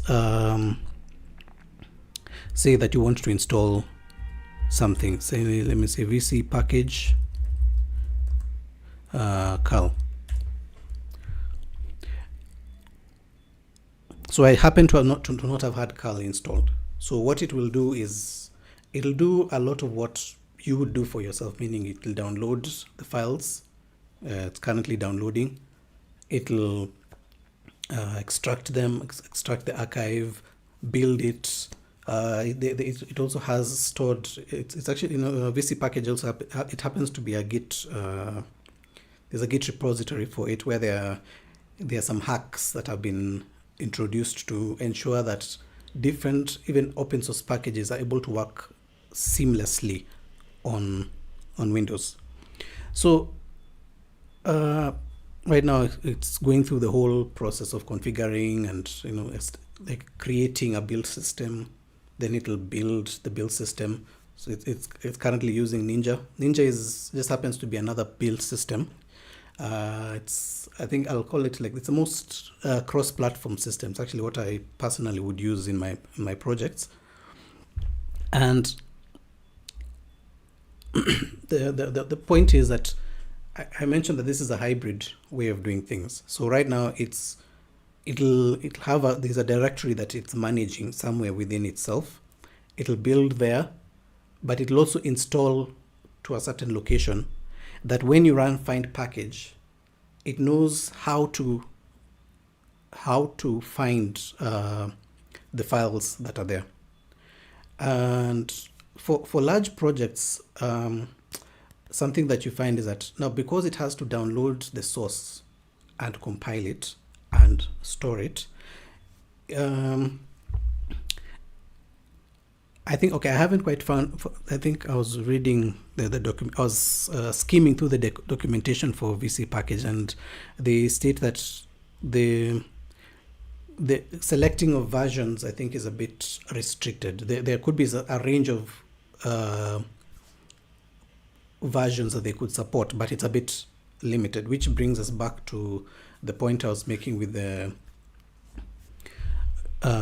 project for rendering the VC, the Vulkan package, that when you have a project that is a bit older or it's moving at a slower pace and you need to have control over what you're doing, static linking and generating of files is the better way. But if you don't care about that, then it's better to use what is already installed. So for example, now it's done installing, and it's telling me here that find package, this is how to use it, find package cal. So meaning that cal, this is what the config file contains in its string. Then there's a special parameter, excuse me, the special parameter required, meaning that this project cannot go on if I don't find this file, the config file. And this is within it, there are now targets, imported targets, which state how to find the libraries, and this is how to express that dependency on that package that is already pre-installed. So so this as I mentioned, VC package has everything now stored up in one particular place.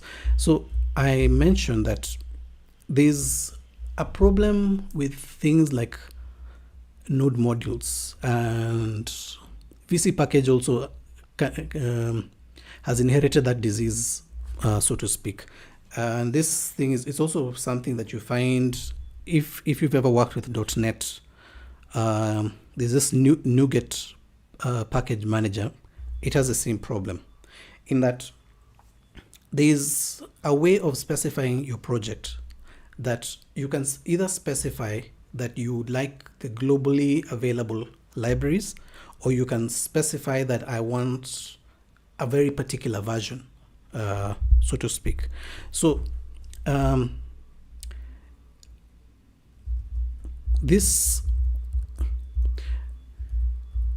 when you specify that you would like a very particular version, or you use that methodology, each particular project you work on has its own cocoon of libraries that it downloads and stores up and the like, and you quickly run out of disk space. And sometimes if you find like your disk is like so full and you don't understand what's going on, generally folders like node modules and the what is it called, the NuGet packages are usually the culprit because they download too much. So each particular project has its own very specific collection of files.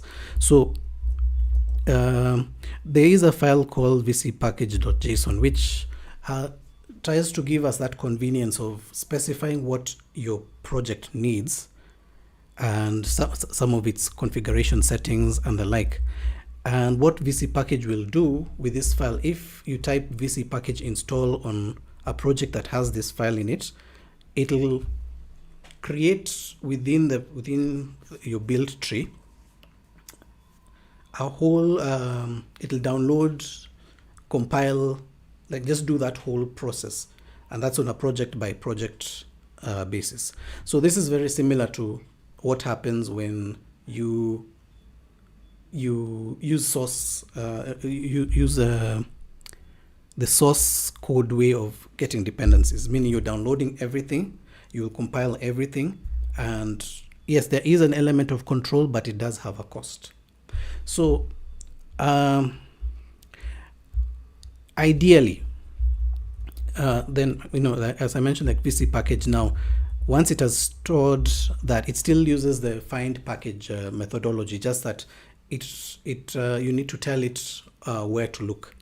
And one of the things that arises is when you're using something like VC package or Conan and the like, is that you need, like very early on when you're generating your build tree, you need to tell it the location of some special files that help that project to work with the CMake. So for example,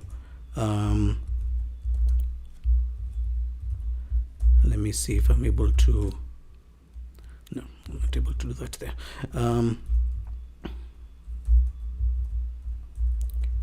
Just a moment.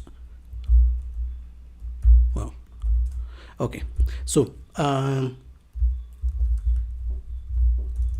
this is on Windows. I happen to be on Windows at the moment.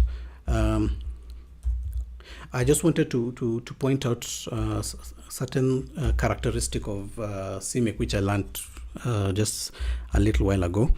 This is a profile file for PowerShell, and one of the things about CMake is that when you're setting up your project, I've so far mentioned the CMake commands, but CMake commands require or work with certain variables that are used to communicate certain settings and the like. So there's a section here on the main page for CMake variables. These are just variables that help us to control how CMake works. So for example, these are the, like whenever you create your project, a lot of these variables are set, and you can read about them and the like. So the commands in CMake, some of them are used to manipulate the variables that are stored now in the build tree, which describe, say, these are the settings, these are the, for example, this is the name of the compiler, this is the name of like just many other settings. So there's a variable for a toolchain file, which is used to specify a file that has some settings pre-configured for a certain environment. So VC package doesn't work without, you would have to specify this when running CMake, especially for the first time when you're creating your build tree. And what I have done here, something that, like I said, I mentioned, I learned. I didn't really know about it, but you can either set these variables on the command line with, CMake, I think, capital D. Then you give the name of the variable, and then you see these are mostly like keys and pairs.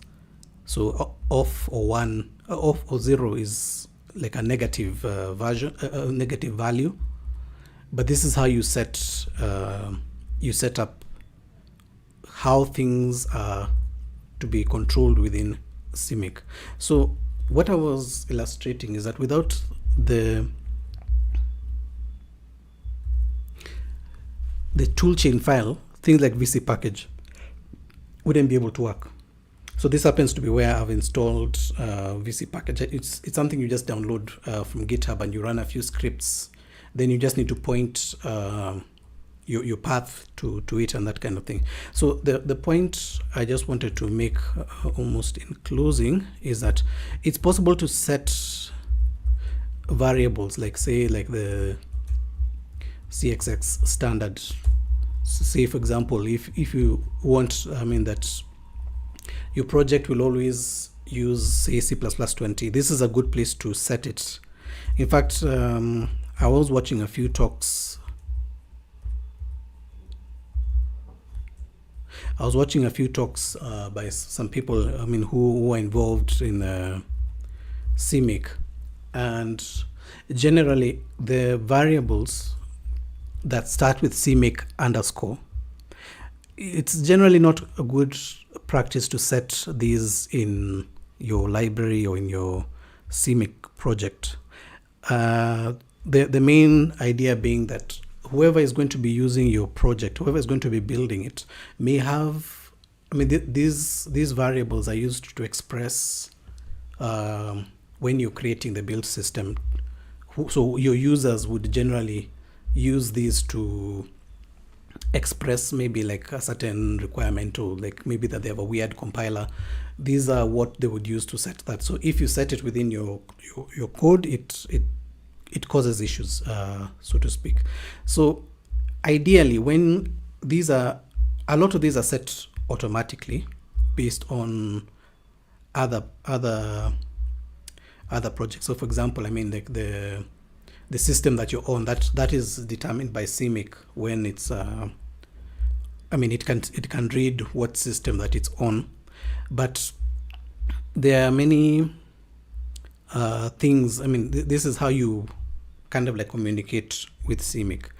And just something else I want to mention is that these are variables, these are like globals, so to speak. But now, globals are something that has been there. Like these variables have been there for quite a long time. But with targets have properties, and there is a section for CMake properties.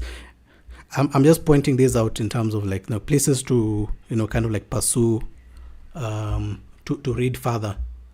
So for example, say properties on targets. This is where you get to know things that you can set or play around with depending on what is going on.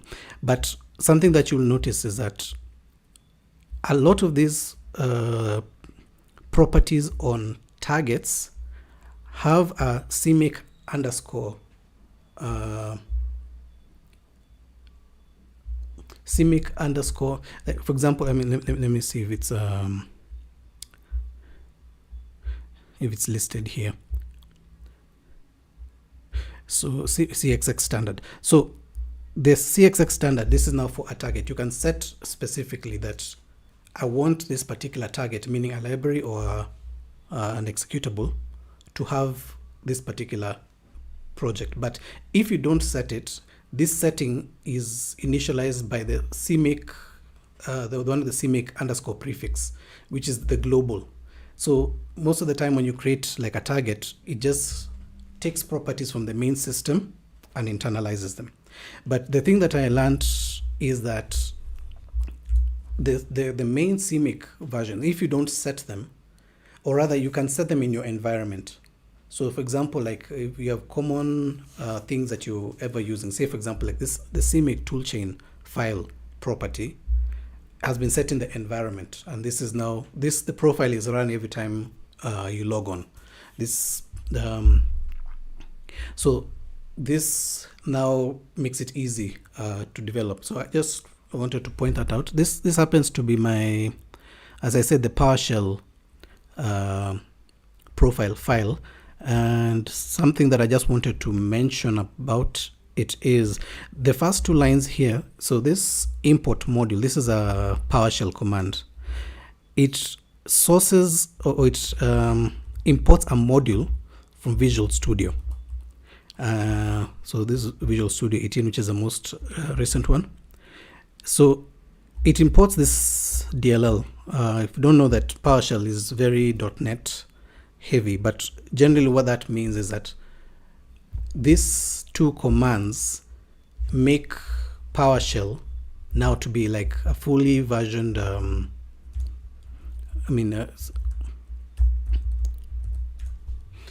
it makes PowerShell to have access to Visual Studio. Ordinarily it doesn't have that, but when you install Visual Studio, or you do there's a special version of Visual Studio which is just it has some terminal commands. Those terminal commands happen to have these pre-baked, so you're able to have a full development environment on Windows. So this is what empowers me. Like when I log on SSH, I have access to Visual Studio without having to install the GUI and the like. So I'm primarily on Linux, but I go across to Windows and check whatever I need to check. So for example, I'm just running the MSVC compiler, and I'm able to look at all of its flags and options and reference, and be able to map out what needs to happen and the like. So I had mentioned that I wanted to talk about a bit about CMake, and those are just some highlights of what I've learned, just things that I've seen that are very important to know, especially with regards to space and storage and dependency. So it's something that you really have to think about. You have to know, you have to be mindful of what is happening, especially things like this VC package JSON are very dangerous. If you can avoid it, because I think it would not be so fair to demonize VC package. It's actually something very useful. What I'm trying to get at is that it's important to understand where the trade-offs are. So if you're able to write your code to work with what is available in VC package, just the global install, and you have many projects, it's better to just download it once, build it once, and just express a dependency using find package, and you're done. You can be able now to reach into very many libraries. So I mentioned that there's this package of Jean-Philippe, the renderer engine. There's something that I've been working on with regards to that project, and this now has to do with the fetch content module. A module, kind of like extensions to CMake. They're usually documented. Let me see, right at the beginning, this is the introduction. There's a section for CMake modules. So these are bits and pieces that are not part of the main CMake binary, but they bring in functionality which is very useful and very important. For example, even ctest, like this is how you add testing to your project. I didn't get into testing today, but the point is, in order to use that testing functionality of CMake, you need to pull it in. There is, for example, say Google Test. There's a module for Google Test, and this helps us to discover the tests that are, I mean, if you happen to be using Google Test, then there's a command that you add that will scan your Google Test end result binary and pick out the tests and bring those into now the CMake system, so that you only have to run one command. So fetch content is a module that helps with dealing with dependencies. However, it has, okay, and I'll leave it to you to go and read this using dependencies guide. As I said, is using pre-built packages that you use find package, so that gets them from the system. You can download and build from source. This is very similar to what VC package does, but it behaves like the VC package.json in that it downloads and builds from source, but per project, so to speak. So each project will have its own. So if you keep on downloading a big library, each version will have its own library. But that, like I said, use if you know very specifically that you need to target a certain version. But the thing about fetch content is that it has a mode that empowers it to work together with find package. So when working with fetch content, the way it works, I mentioned that you see you include the name of the module. This is how we bring in that functionality from the CMake modules. And so what happens is that you declare what you want to download. So say here we are declaring something called Google Test. This is its Git repository, Git tag, which is very important for versioning. You set this is the tag, or this is the commit that I'm interested in. But you can also give it a find package args option with the name of what you'd have passed into find package. So find package argument. So basically this is what would have gone into the find package command. And what this does is that it will first check if you have this system installed, or rather if you have if it can find the config file for gtest. If it does find that, then it doesn't do the download and build step. So it only does that if it doesn't find it will not go to Git and download, and in the build tree there's a place where it will create its own build tree and create the targets, and I mean to do all of the compilation things and the like. So once you've done the declaration saying this is what I want, there is a step called fetch content make available. So this make available is what will do what I've just described of call find package arguments. If it doesn't find, then it falls back to whatever package you're targeting. So in the a few things that I learned while tinkering with it is that, so in the find package declare, if I know I only want to download, then I don't include that bit for I don't download I don't include the bit for find package arguments. So in this case, what it will do, for example, in the FMT library, I give it a Git repository. I do Git shallow so that it doesn't pull the whole history. When I don't specify a Git tag, it assumes that the main branch of the repository is master. So that's just something to watch out for. So if, for example, your main branch happens to be main, it will not work. So you actually have to specify and say, I want, please check out from the main branch.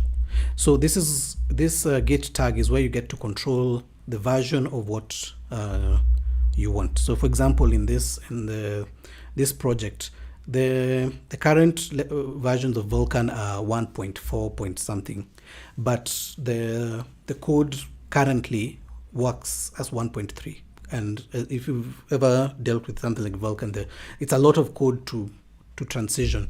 It should be safe, but some things can be finicky, and that's why this particular project is a bit cautious. So here we need to express specific versions, which is a lot easier doing it this way with the fetch content declare, as opposed to say Git submodules, which as I mentioned, Git, you have to be really good at Git, and you can get lost in the weeds when it comes to that. So yeah, so then you have to call fetch content make available with the name that was given to fetch content declare, and you have to be very careful, especially with ordered dependencies. So for example, in this case, if I put this SPIRV tools before SPIRV headers, it would break, because when SPIRV tools is running, it'll check for the availability of the headers. So you have to be careful with the order of things. And once you do that, then now you just express the target linked libraries. This is where you express the targets that are stored up within the packaging. And I think I wanted to just point out that there's this weird double colon convention. This is something that is used to prevent errors. It's used in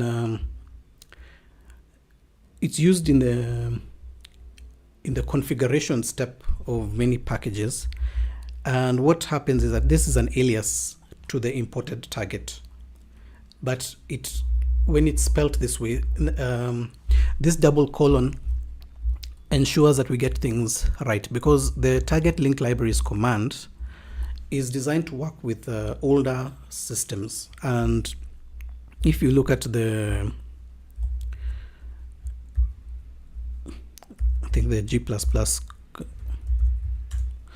command,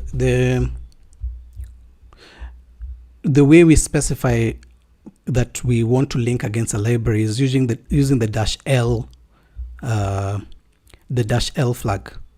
And so when you're doing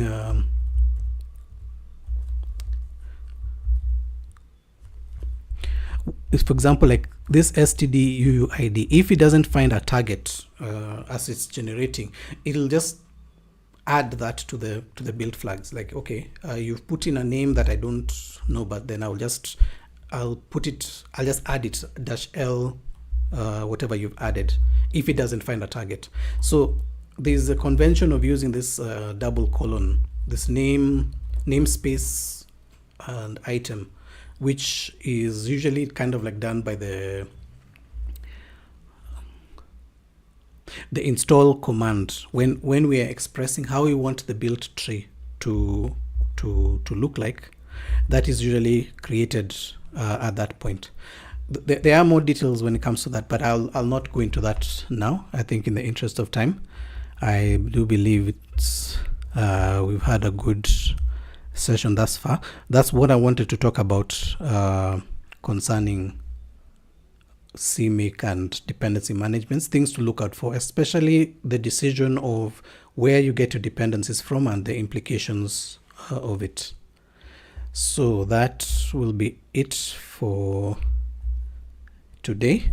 I want to thank you for your time and your attention. Thank you very much.